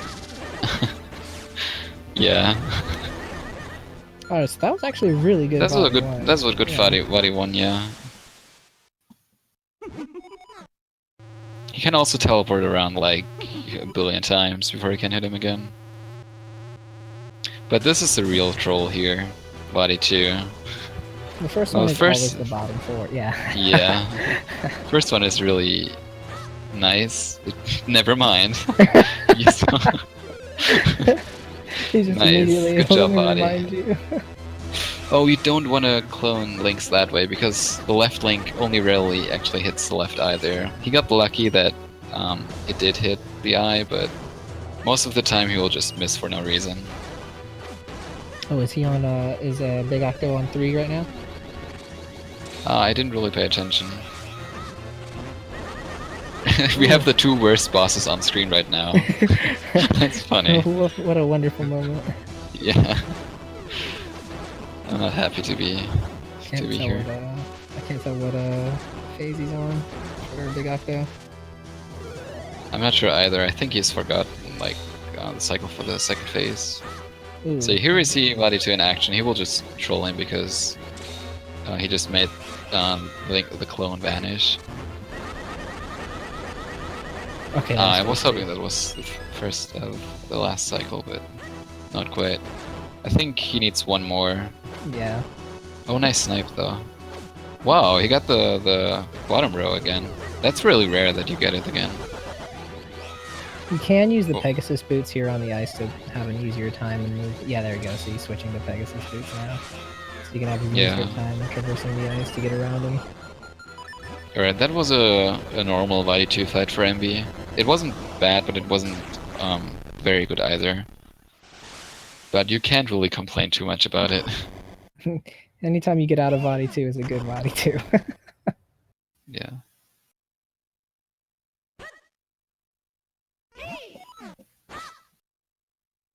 Alright, so he's on a third phase, so let's see if he can get a good old Zero Link.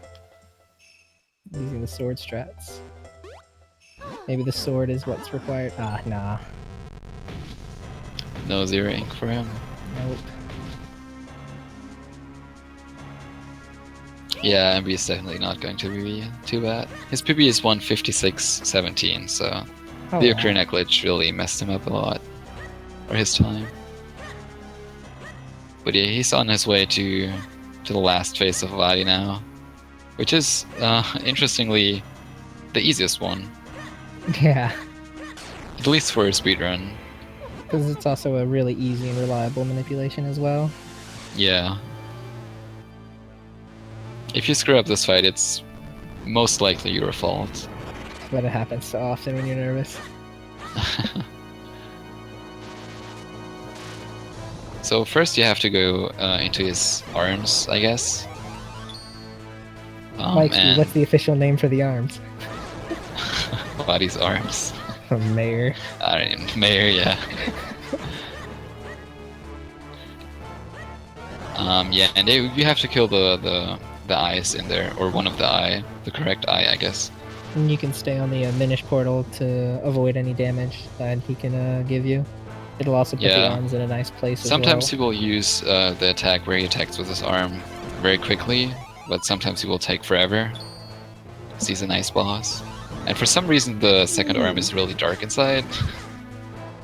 I don't know, I never understood that either.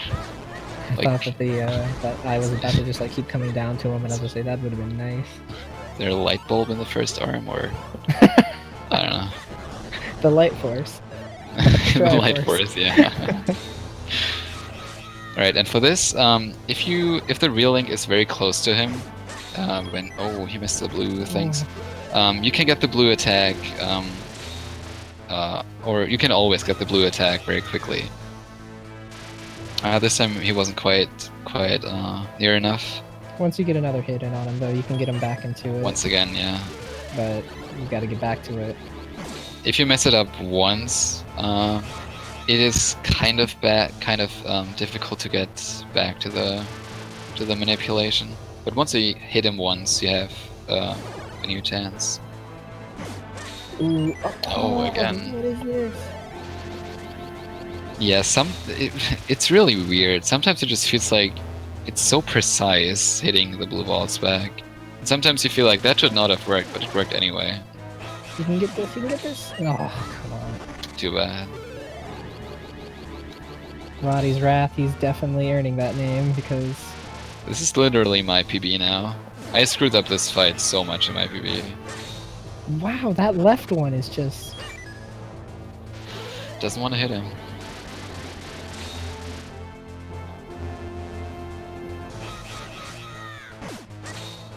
That left one, man. Should I say west one? Commentator's curse. I said this was the easiest one, but that's true. It's actually there we go. More time here than to the other ones. I think he could still get it. He just has to get each one. He can still sub 2, yeah. Just For the has to do entire it. last phase of this fight, you need about 37 seconds, I think. Yeah, so he can still get it. He just gotta get this last one. As you can see, the manipulation is back on, where he can, Yeah. as long as he stays close, he can still get this. Come on. That looks like a bad position. It worked anyway. Yeah, Alright, alright. Alright, there we go. Alright, Sub well 2. done. Whenever he stops the timer. There he goes. Alright. Very well done. Alright. So now Zalo, I believe, did he just get... Yeah, he got his third, clone, so now he can head over to the Palace of Winds.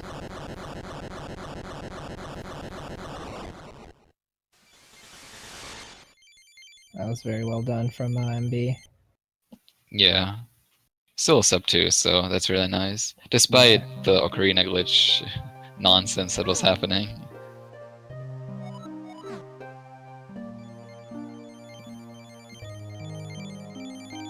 Wind mask, please. He said I want Atraz and Blue to commentate my match so they can argue about what goes in a salad.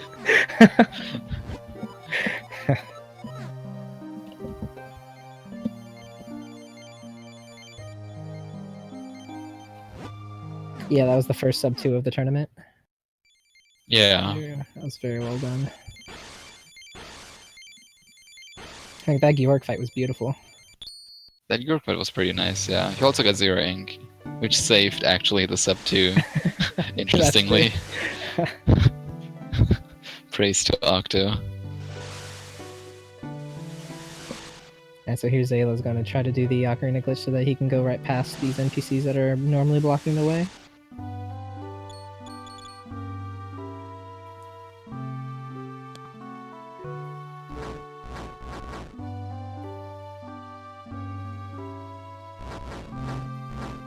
Altraz. Yeah, boy. Good old Altraz.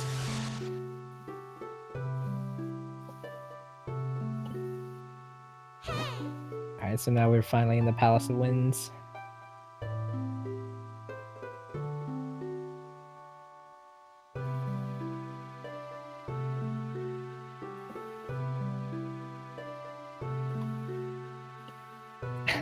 I think that's one of the few ones that didn't actually fall off in the beginning of the Palace of Winds. Even LB fell off once. P-heads though, trolling him. I'm really glad that the skulls can actually defeat P-hats. I feel like this would be a lot more of a pain if they Yeah. didn't. Because you have to remove them anyway by hand, so you can just use them to take out a few.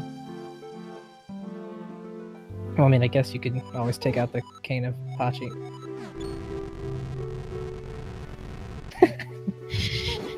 Goodbye, Stalfos.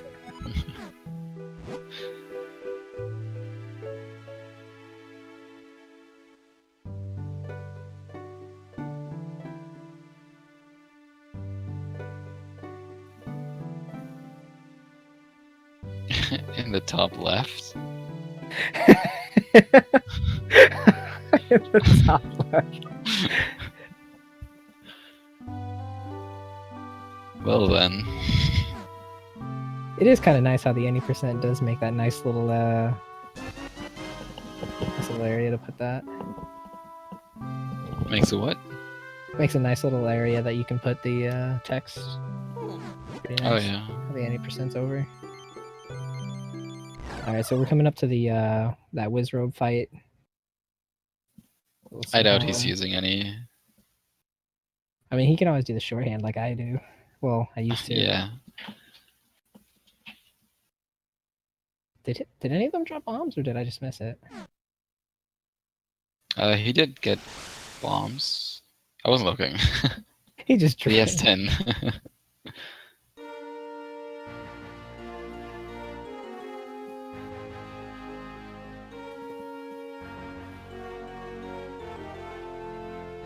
I sometimes use the spin attack because similar to like the blue Georg, it's able to finish them off with one spin because it'll hit twice. So like right there, he could take them all. Yeah, with if a it hits spin. twice. Yeah. He could take them all out pretty quickly. Oh, The Wizrup spawned on the sword, so it stabbed him instead of. That's pretty mean.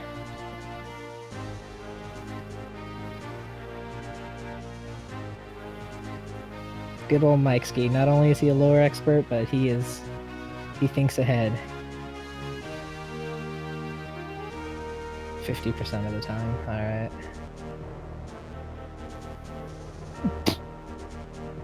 That reminds me of when I clean off.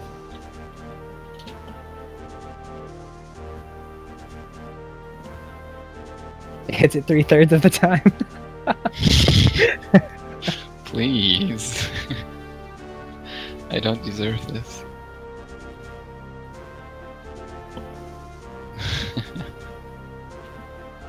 Yeah, you can jump off the 3rd cloud on the first 2 stacks of clouds, and you can save a little time in traveling up, because you only have to reach the top of the screen, I believe. So, which we actually used to skip one of the cloud stacks later.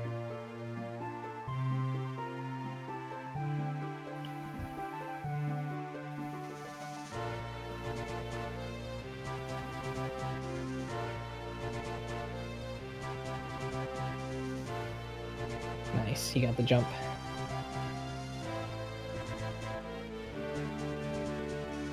How's my practice going? Well, I think. I would say it's going pretty good. I got a 153 during my last practice run, so Casually. it was close though. Octo was the reason why I got it. Oh no, Zeroing. he lost his clones.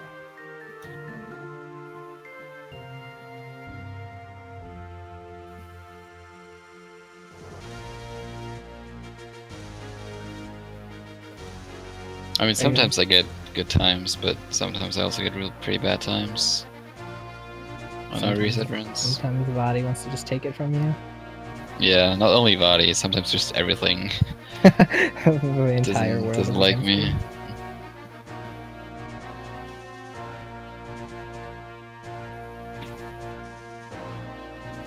There you go, Toads.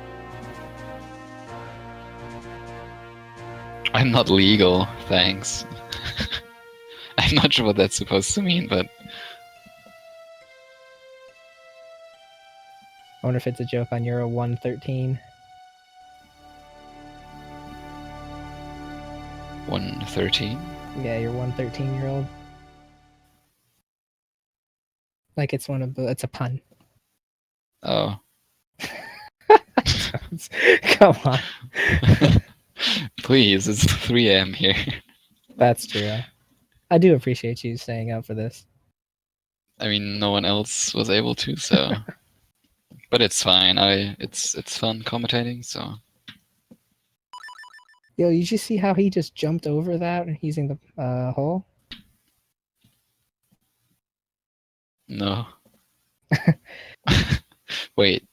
MB got a 159? 159, I believe. Oh, that's what you mean, yeah. You can also do that in Fortress of Winds, but it's not necessary anymore because of the skip. You used to do that because you don't want to take damage there. Yes, Darkness Eye, you are a newer runner. There's actually quite a few new runners, which was pretty cool in the tournament. Yeah, quite a lot of new runners.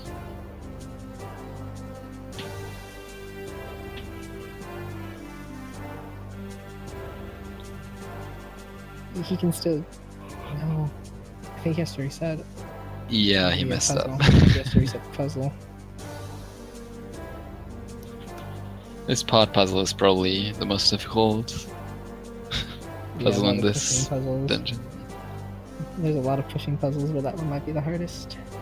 Actually, I think you can just Minish Portal to reset it, right? I don't think so. Actually, maybe. Because I believe, unless this is one of those rooms we were talking about, how it's one of the few that doesn't change when you... I don't actually know. The one time I messed this up, I just reset. It just happened like, I don't know, 2 weeks ago too, so.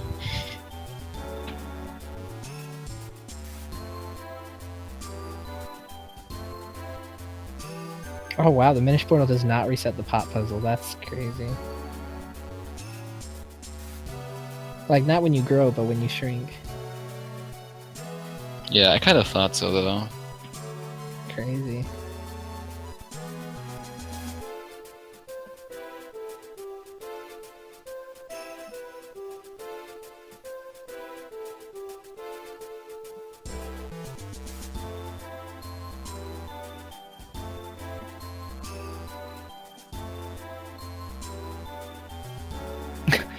Mike's Keys commentary would be awesome.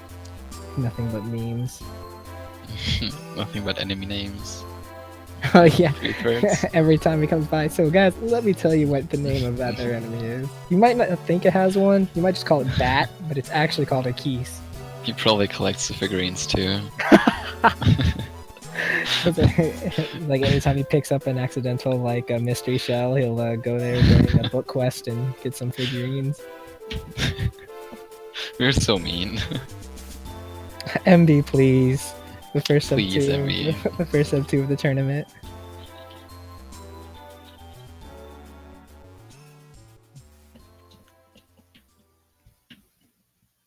Only really the Ocarina glitch was interesting.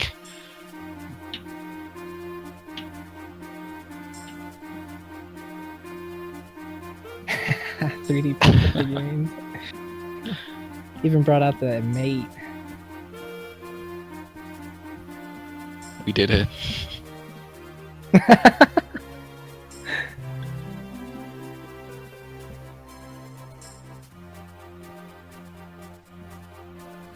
hope Alright. Zaelo has a fairy. I don't actually know. He does. He does, okay. I wonder if he's gonna go for Oh, the that's enough. Ocarina. That spike ball just missed him. Oh man, I thought I got him. That was scary. Okay. Is he gonna go for it? Oh my Oh, god, he no. died. Okay. Nah, it's not gonna Yeah, he just said forget it. Yeah.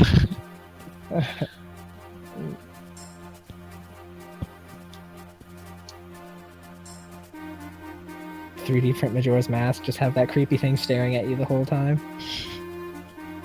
The Elegy of Emptiness thing. Oh my goodness, that would be even worse. Yeah, really scary. Just have it sitting there staring at you while you're sleeping.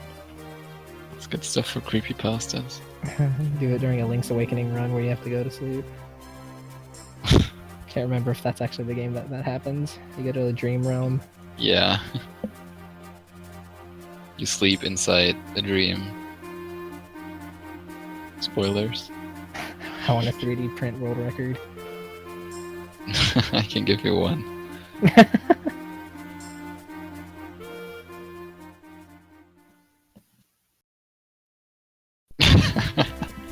Oh my god, cool.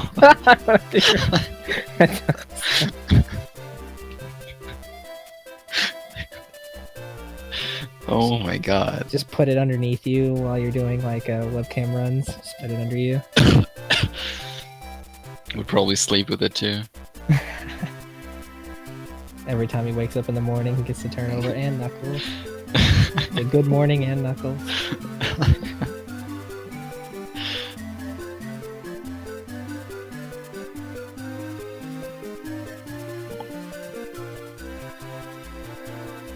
He was probably thinking that you were going to win the tournament. I mean, I might as well mess up too. Yeah, like it's...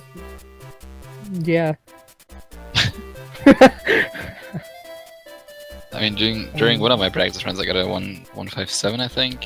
Yeah. So if you just get like 156, and if I mess up enough, Not to mention, like, most of mbrules' time loss was just the the Ocarina glitch. glitch. Yeah. Yeah. I mean, in a no Dude, reset so- run, everything Yeah, can oh! happen. Right, you got it. Watch Zalo starting that fight. That was amazing. He's entering the blue portal though. Oh my gosh, He's that was getting so more cool. hearts. I want to do that. Dude, the strats he's using. Did you see that Dark Knight fight? Yeah, I did. That was great. Oh, that was wonderful.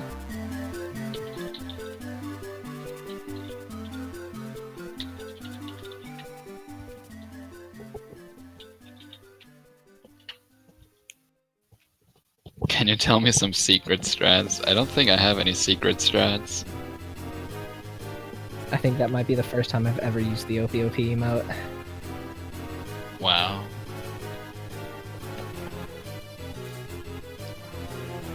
I did it just for you, Toadswoot. I'm honored, I think. Oh no! The Oh, skull. The skull sniped him.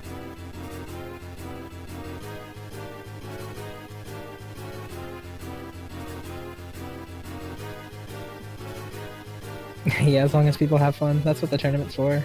Yeah. Just to have fun. I mean, share I will be their- kind of disappointed if I don't get into the finale, but That's, I don't, like, expect first place. Yeah. Well, I mean, it's good It's not to just- get overconfident, you know? Because Yeah. that could make you more frustrated if you do make a mistake. Yeah. Because It's you'll just, have your like, mindset on as it. you said, it's just really for fun. Yeah, it's also a good way to show off the game community. Especially since, like, as you mentioned, there will have been a lot of new strats recently. Yeah. Which you got.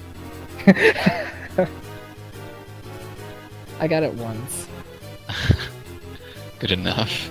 He should really kill the PS. Alright, he got it anyway, good. Cool. Thanks. This guy is really mean to me. Arise versus Linksman 123, the legend. An absolute beast.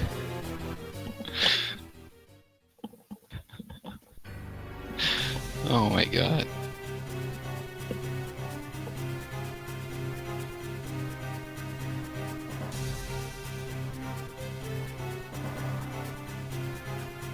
Lynx man, the one and only. Lynx guy. He's probably the mayor. Probably. Lynx guy is also mayor. Alright, Zalo, get these snipes down. Alright, alright. Uh-oh. Ooh. No!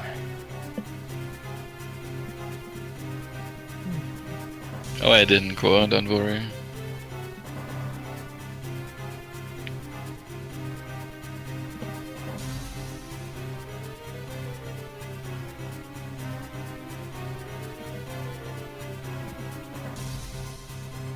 This tournament is the best kind of joke. Thanks, mate.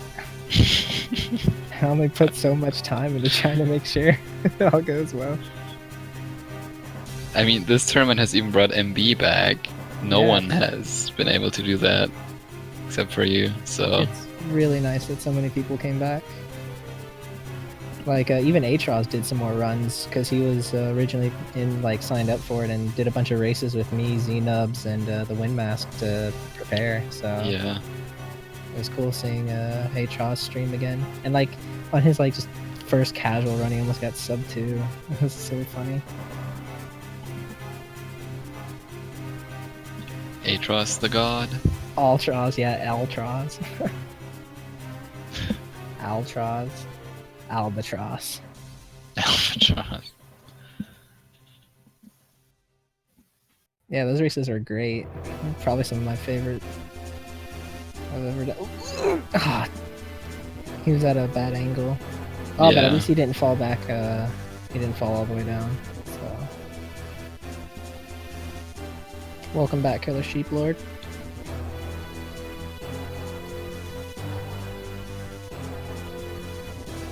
Secret strats at the Western Field sign, please. We had as high as 35, I think, at one point, then as low as 20, and then back up to 28 or 29, and now we're at 26.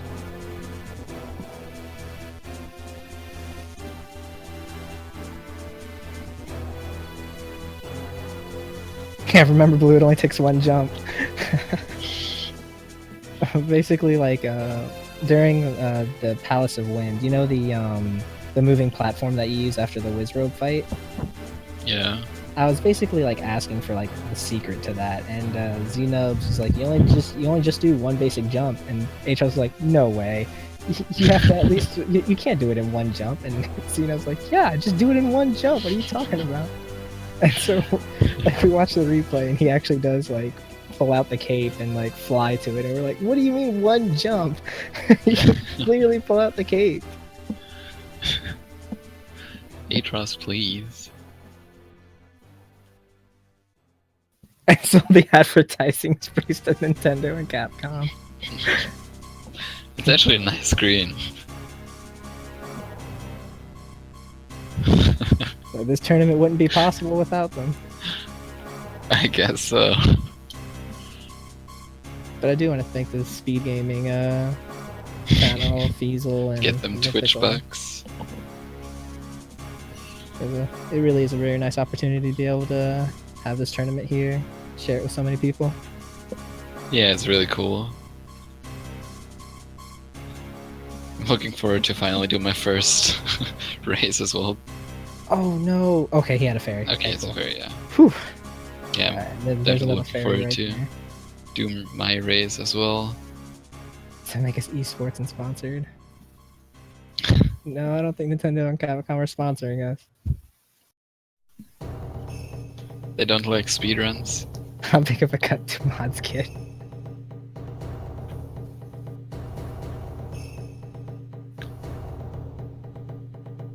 Crapcom, please. This is my favorite Zelda game.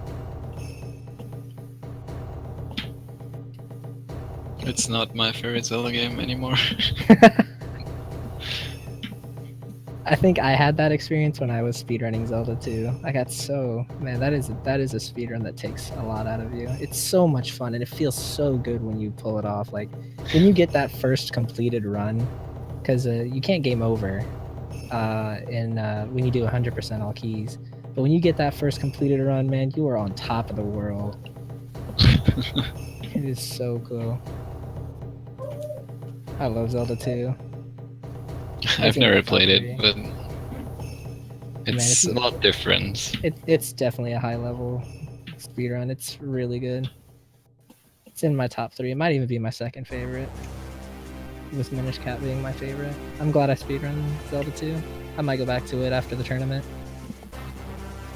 Rip. I should probably do FSA runs again too, but I actually have that game, and now since running Minish Cap got me to get a GameCube out, I could probably try to learn that game. I hear it's really fun. it's very fun, but it's also very frustrating. Oh, is it? It's very difficult. Oh, we're at the There are a Gear lot of fight. tricks that can lose you a lot of time. Which is why I stopped running it for quite a while.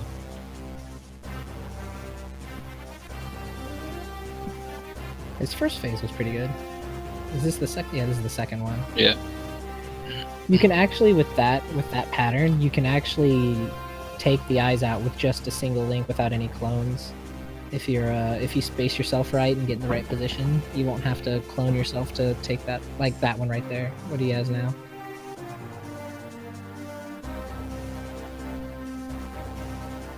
It can be a pretty good backup if you're able to, if you lose your clones and you see it soon enough. Especially in the third phase where you have the blue Georg just flying around and make you lose your clones.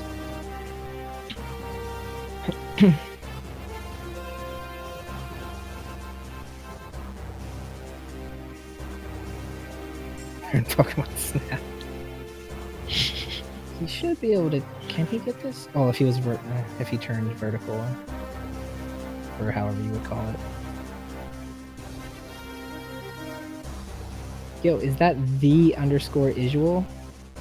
Oh my god. Is it? Really? Who is this guy again?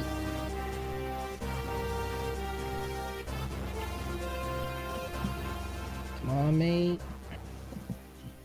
Yeah, with the third the third phase, it's not uncommon to have to make a clones a second time.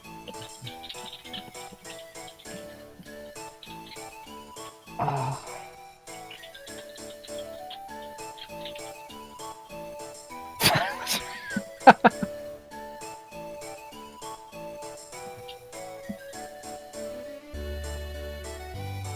Ooh, okay, yeah, he does have a fairy. So he's gone the last cycle. He just needs to bring it home. But that tail is such a pain. Did you actually know? Like, I found this out the hard way, but when you actually take out a blue Georg, you know how it starts to explode? Yeah. And He how can the still tail- hit you. Yeah, the tail still counts even though it's invisible. I got a game over to it in one run because I did not know Wow. that. I tried to just walk off its back, and I just took so much damage. And it's like, you know, when Yeah, something he can happens still where hit you. it leaves, so you just keep holding the move button, not expecting it. So I just like died instantly to it. His music would make the boss fight more enjoyable. The whatever it's called, music festival. Oh, okay. Yeah, I don't actually have any sound on for the gameplay right now.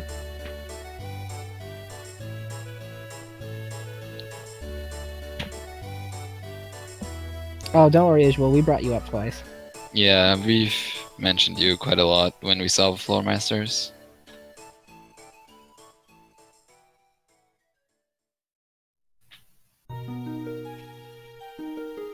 Hello, I said festival. You didn't say Picori, though. Who cares about Picori? It's kind of the sword you spend the whole run building up.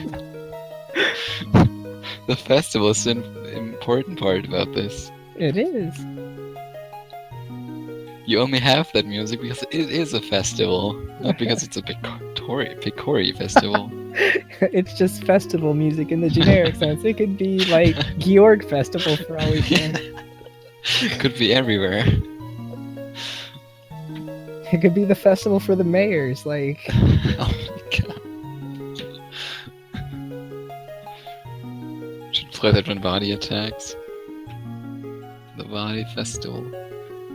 We need to do something incredibly stupid.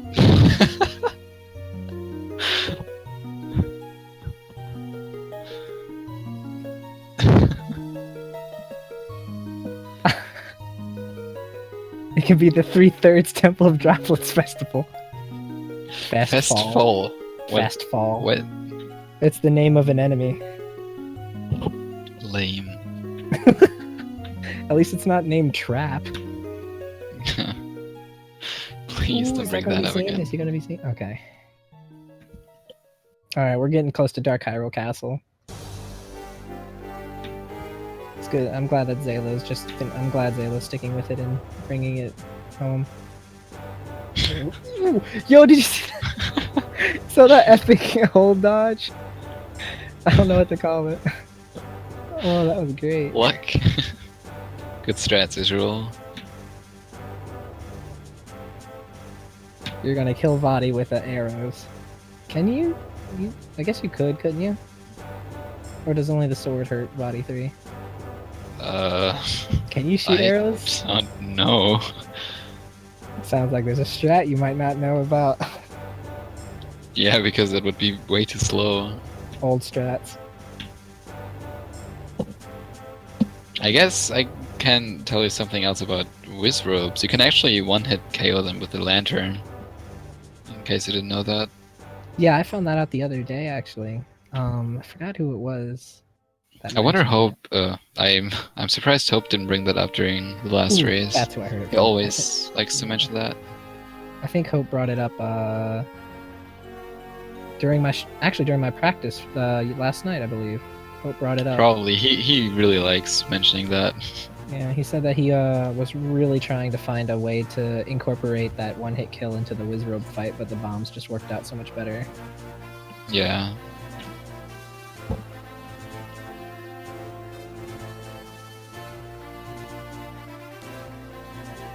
Alright, now we're at the beginning cutscene again. At the end.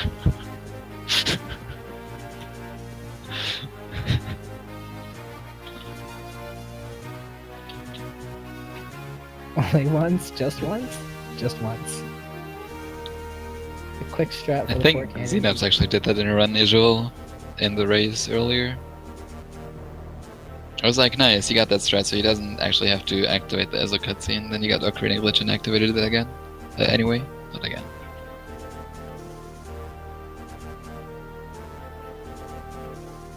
What? The mayor was the mayor all along?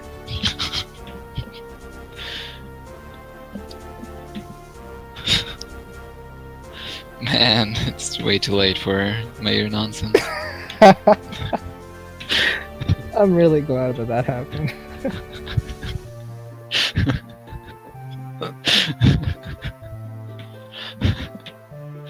Oh man. So as you can see here, that he bonked into the sword. Oh my God. What's the name of it? Forgot. Oh my goodness. I'm not sure what you mean. The shrine where you put the fourth Sanctuary? sword in, like, what's it called? Like the actual thing you put the sword in. I don't even know. You put it in the mayor, yeah. And I was gonna go into a sword on a joke, but I couldn't remember the name of it, so I just forget it. That's fine, I made a mayor joke instead. Just as good. Who was the first one to call him the mayor? Was it Atros? Probably. During the first run of the tournament, I think That's where all Atros the called good him stuff the comes mayor. from. And I think yeah, all the good stuff comes from Atros or Altros. Now where Zalo is, there's actually 2 fairies here and actually a bunch of bombs. So it's pretty cool when like you need health. Like this is also before body 3, so it's here then too. So if you're like running low on hearts, don't have a fairy, or low on bombs, and you want to do like the Dark Knight strat later using bombs for safety, you can stock up there before you go in. There's also a place you can grab bombs as well. You can grab 5 bombs before the second key, small key, inside the pots. So that... Ooh, Don't die.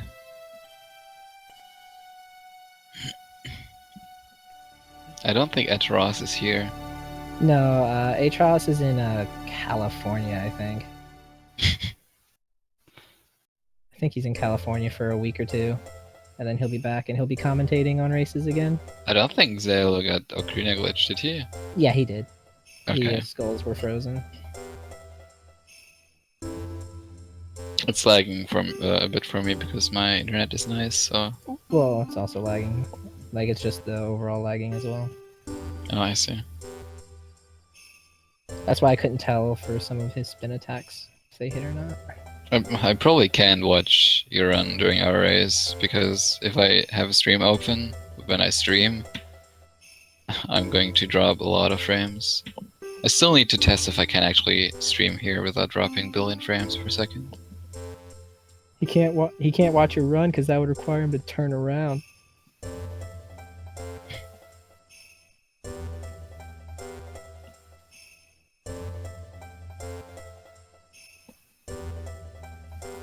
Can we trade Toad's Woot to Skyward? I don't know what that means. Skyward Sword, maybe? This is one close race. Hey, I mean, you're versing one of the best. I'm happy Zalo's pulling it out to the end, sticking with it. Ooh, that was close. I'm glad he got that.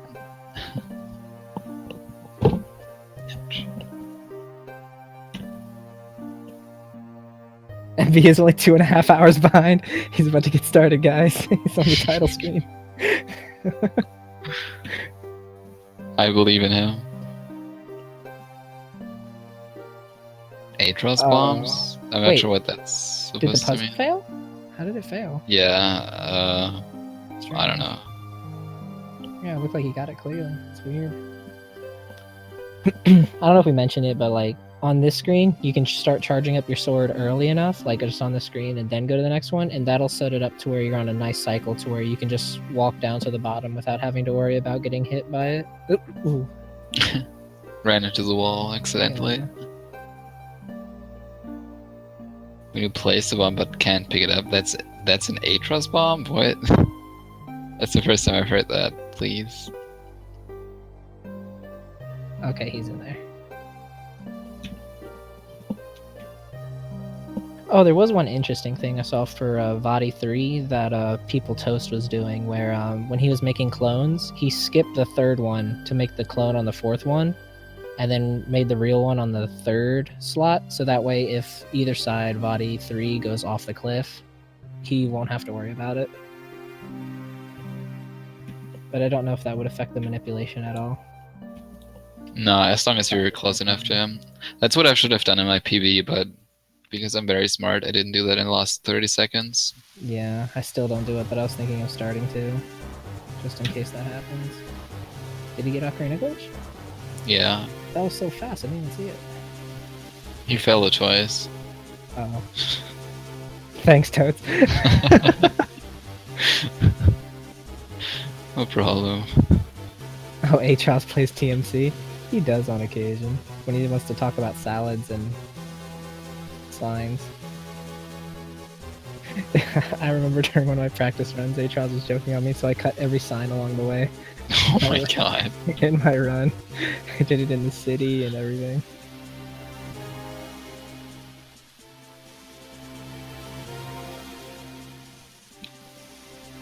I think the biggest crime that that happened because H-House dropped the tournament was that sweet tourney flare won't get to be used. Probably one of the coolest looking flares of all of them. That thing looks so high quality. When I saw that killed me. Quo did really good work on that flare. I can't believe I actually did that. I should have saved it. You can't. You should be able to still find it. Probably. Or you could probably ask Quo. I mean, I can just, just ask. You know, Quo will probably frame that. Like, put it in his, like, guest bedroom.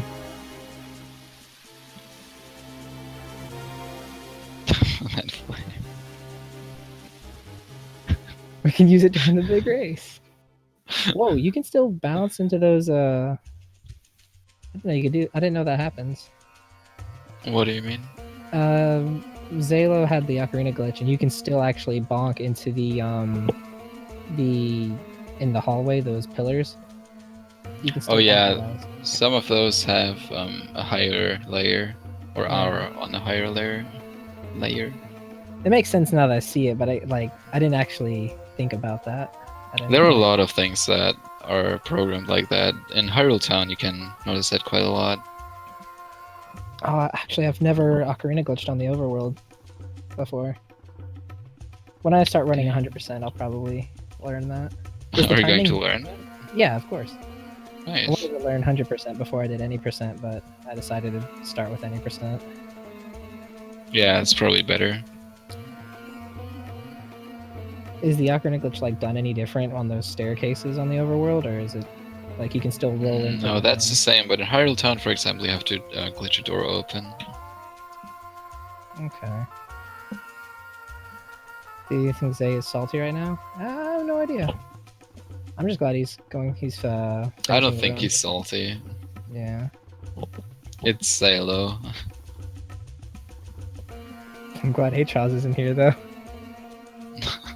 You know H-House would bring that up. Ooh, don't die, don't die. Okay. Easy peasy. I think those guys are the only ones I count hits for, other than like Glee Rock. Oh, and I guess Dark Nuts. I count hits on Dark Nuts. Well, the black ones.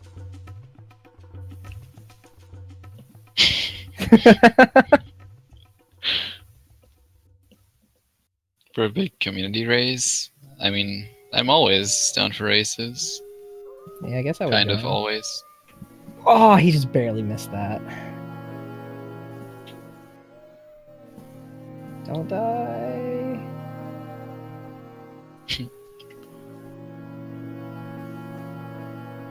So nervous for Zalo right now. Okay, he's good. Oh, I thought he's about to roll in the hole, and I was like, yeah, no! I thought so too. I was like, no. Alright, so let's see if he can get the quick kill on the Dark Knight. Dude, the Coco minigames are actually... He doesn't have the sword out. quite difficult.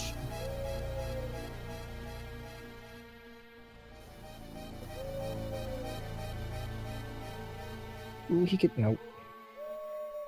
Huh. He didn't get hit. Pretty cool. No. Okay, he has a ferry. That's right. He restocked on the ferry earlier. I wonder if he's gonna grab one before he goes into Vadi. or if he's just going to get the one that's in Vadi 1. Because you can actually go to the fairy room from the entrance. You just like take the blue portal back, go down the stairs that you use for ocarina glitching, and just jump behind the what is it, the map chest? Yeah, I think it's a map. Yeah, and then you can grab fairies, bombs, and save and quit.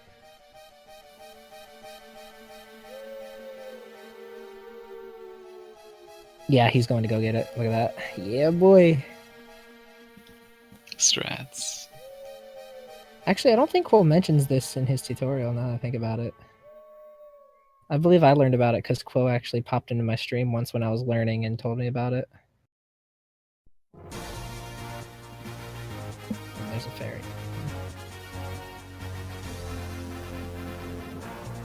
Yep, and then just save and quit.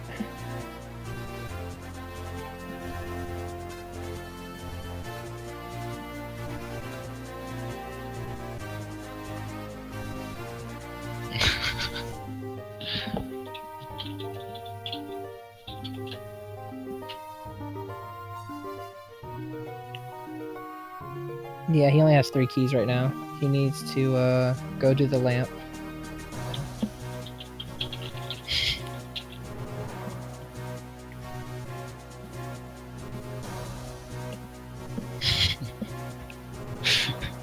I'm disappointed, Mike. This guy says he's going to be the commentary of memes. Can't even talk about the mayor. The major. He doesn't stand a chance against the mayor. Has 3/3 of the keys. Man.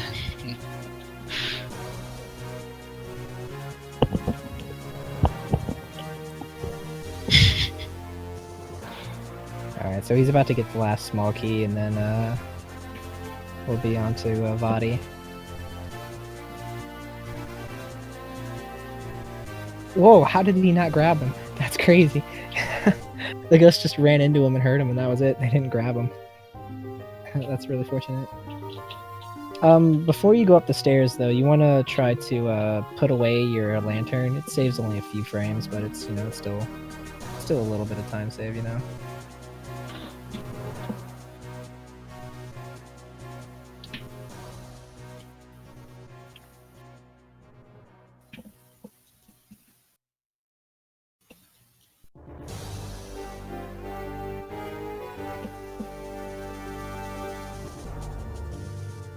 Alright, and so now he's about to get the, It's not that good. key. Talking about sub 2.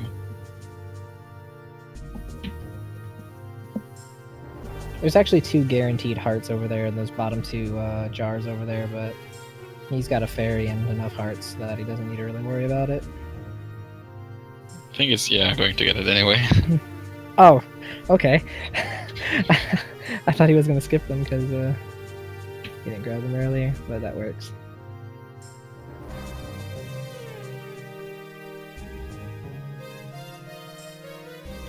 I'm actually surprised that race got as close as it did. I thought for sure that it was all over when I dropped the mineral water and I had to go all the way back. Like, I was like, I might as well just hit that forfeit button right now.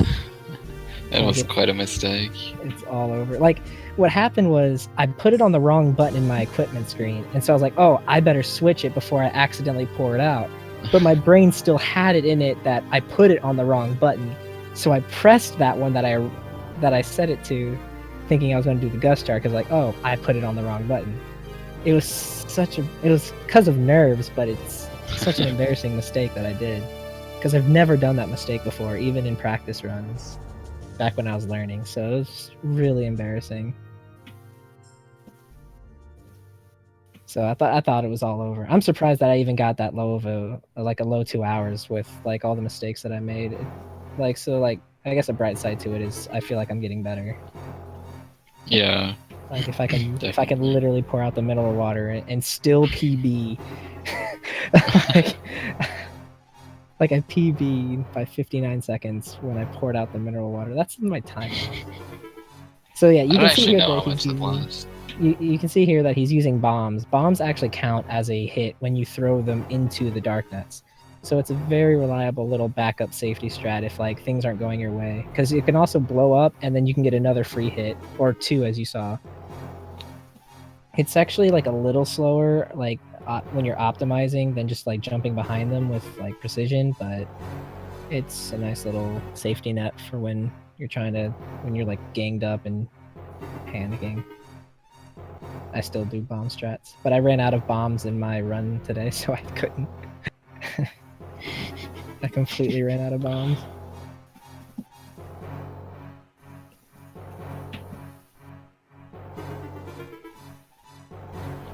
Easy bomb strats. Pretty slow, but very safe. My goal is to get sub 2 before the end of the tournament. I don't know if I will, but I really want I think you will. I've been putting in a lot of work. Please, even I have sub 2, and I got grabbed by the wall master.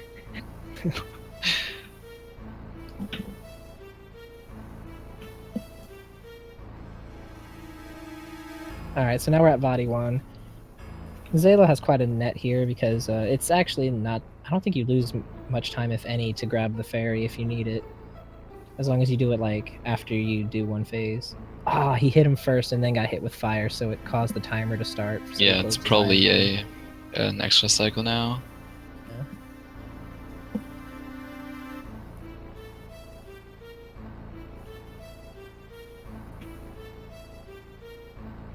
Sometimes Vadi 1 can really troll you and activate his eye lasers when they're way too high up inside the wall. Oh yeah. And you can't actually hit them, so you have to wait. It's absolutely miserable. There is no bigger feeling of helplessness other than if you throw the fairy down at the bottom and it flies away. Then you will feel no bigger helplessness. That is one of the worst race highlights I've ever had. I was at 2 hearts on Vadi 1, and I threw the fairy at the bottom to put him in a bottle, and the fairy just flew away into the wall and wouldn't come back. And so I'm sitting there at 2 hearts through Vadi 1 and 2. It was so miserable. I was so scared and alone. Welcome to TMC. Ah, that one eye trolling him. Yeah. Teleporting again, because this guy is cool. Wow.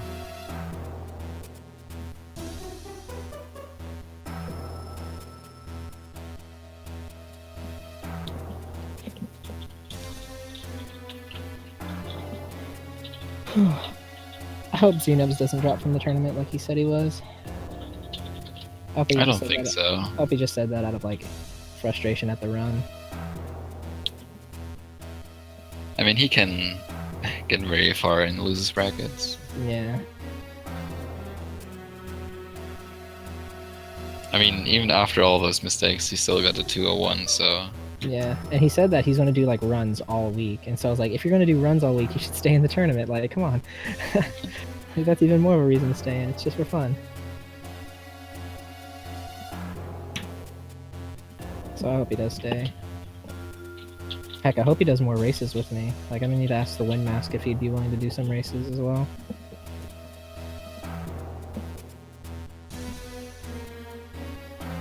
Yeah, Dark Messiah. For those who don't know, the Dark Messiah is Red B-Boy, who's going to be racing Toad's Woot Friday or Saturday? I think it's Friday, right?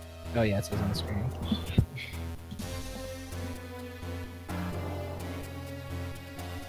Oh, it is Friday. Okay. I actually thought it was Saturday, but it doesn't matter to me. Okay. Is it Friday? 30th. Yeah, it is Saturday. Okay, so what happened is I think the time up there is Quo's and People Toast time, but the racers they put Toads and Red B-Boy. So the time up there I think is for Quo and People Toast, and yours is on Saturday. Oh, probably. Yeah, I'm pretty sure mine is on Saturday. Yeah, yours is on Saturday. So the time up there is the next race, but it's the wrong people that are up there. Actually, I think Quo mentioned that earlier. So Vadi 2 is giving Zalo just the time of his life right now. As always, this guy is just the worst. Okay, he got 2 good shots in, so he's able to... Good snipes. So Ooh, he dodged the poke. I do have one question. Randomly, Vadi will change directions that he's spinning. Is there anything that causes that, or is it just random? I'm pretty sure it's just random. Okay, because like he'll go from going clockwise to counterclockwise. And then yeah, it's because it's Vadi 2. Okay, good old Vadi. Oh, I thought that was gonna hit. Also, something interesting about this fight is that you can also do it cloneless. It's very difficult, and only really used by the TAS. You can use the dash attack with the Pegasus boots and the sword to make it more consistent for RTA, but it's not really worth going for, because it's still pretty difficult. If I remember right, People Toast actually goes for it for the first phase, but that's it, like the first hit. And then Really? after that, yeah, People Toast did it. Like, I watched a few of his runs before his tournament match, and he did it every single time, but he didn't do it in the tournament match. He says it's not that hard to do, because, you know, it's guaranteed the front, so... For the I guess for the first one he could have somewhat of a setup, because he's also not moving very fast. Yeah, and he stops a lot more often. So, like, what he did was the electrical balls, he rolled in, got shocked, so he stood there, and then was able to hit all 4. But he didn't do it in the tournament match. But I did see him do it several times before when he was practicing. That's interesting, though. It could be similar to, like, the arrow thing you do on, what was his name, Mazal or whatever? Yeah, Mazal. Yeah. How you do the arrow thing, which was originally used by TAS. You do it once. So yeah, you see here, like, he has it's the fairy room, and there's the chest down there. So. Can still get sub 3. It's very possible. So just has to bring it home. He's got plenty of hearts. Yeah, there's drama in the Discord. Oh shoot. I'm missing it.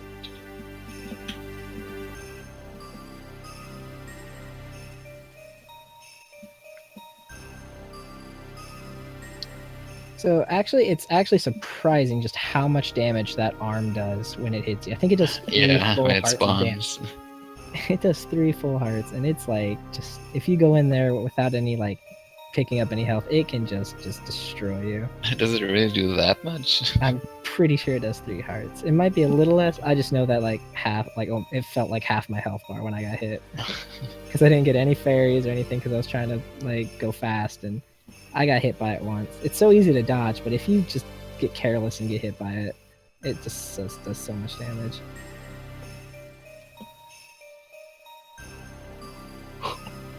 Ooh, he dropped a heart. That's nice of him. He must not be playing the European version. Yeah. Oh, that did a lot of damage too. See? I wasn't kidding. You go in there without any fairies or hearts. You better be ready. He's like, I'm the final. His name is literally Wrath. That's literally his name. Right, Mike Ski?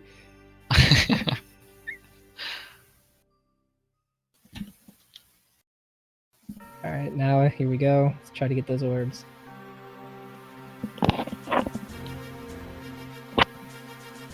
Ooh, that nice. hit! I have no idea, but I can't believe that hit. Again, sometimes it just looks like that will definitely not hit, and you still reflect all of them perfectly. And sometimes you have like the perfect position that you want. Hey, look, Toads, it's the same position that he gave you. Yeah. Far right. Or as Quo likes to say, far left.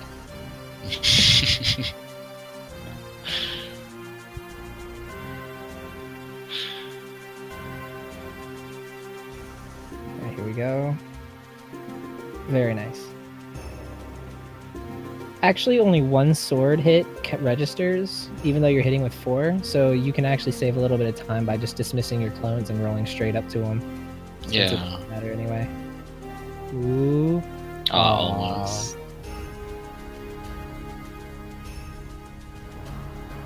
Wow! You saw that dodge!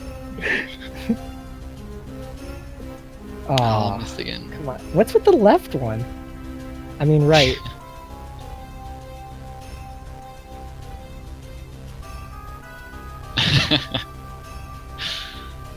You mean left? Here it comes. Whoa, watch Quo's prediction be on point. Please don't. Here we go. Alright, Aw. nah. Very well. Very good. Stop your timer, Zaylo. There we go. Very well done. I'm glad he pulled it through. Sub 3 hours. Alright, congrats to MB for winning. Yeah, very good run from very good attempts from both runners. mbrules doing first sub 2 of the tournament. Definitely watch out because he can only get better. And Zaylo will be able to run it back in the losers. Let's see, who's he going to verse? Let's see, I don't know. Zaylo 17. He gets to go against Arise. Zaylo is going to verse interesting. Arise Fair Moon. Yeah, that should be fun to watch.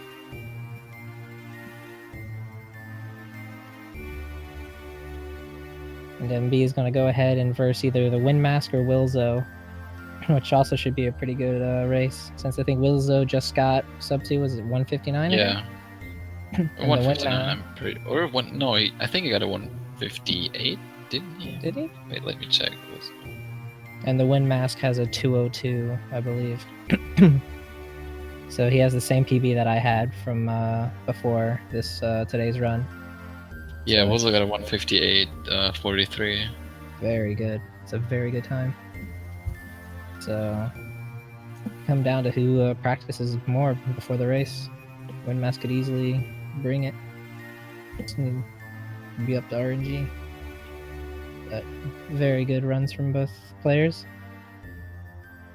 So I think that's all the races for today. Yeah. I would not be able to commentate another one. Come on, you got one more in you. Eat, breathe, and sleep to Minish Cap. Yeah.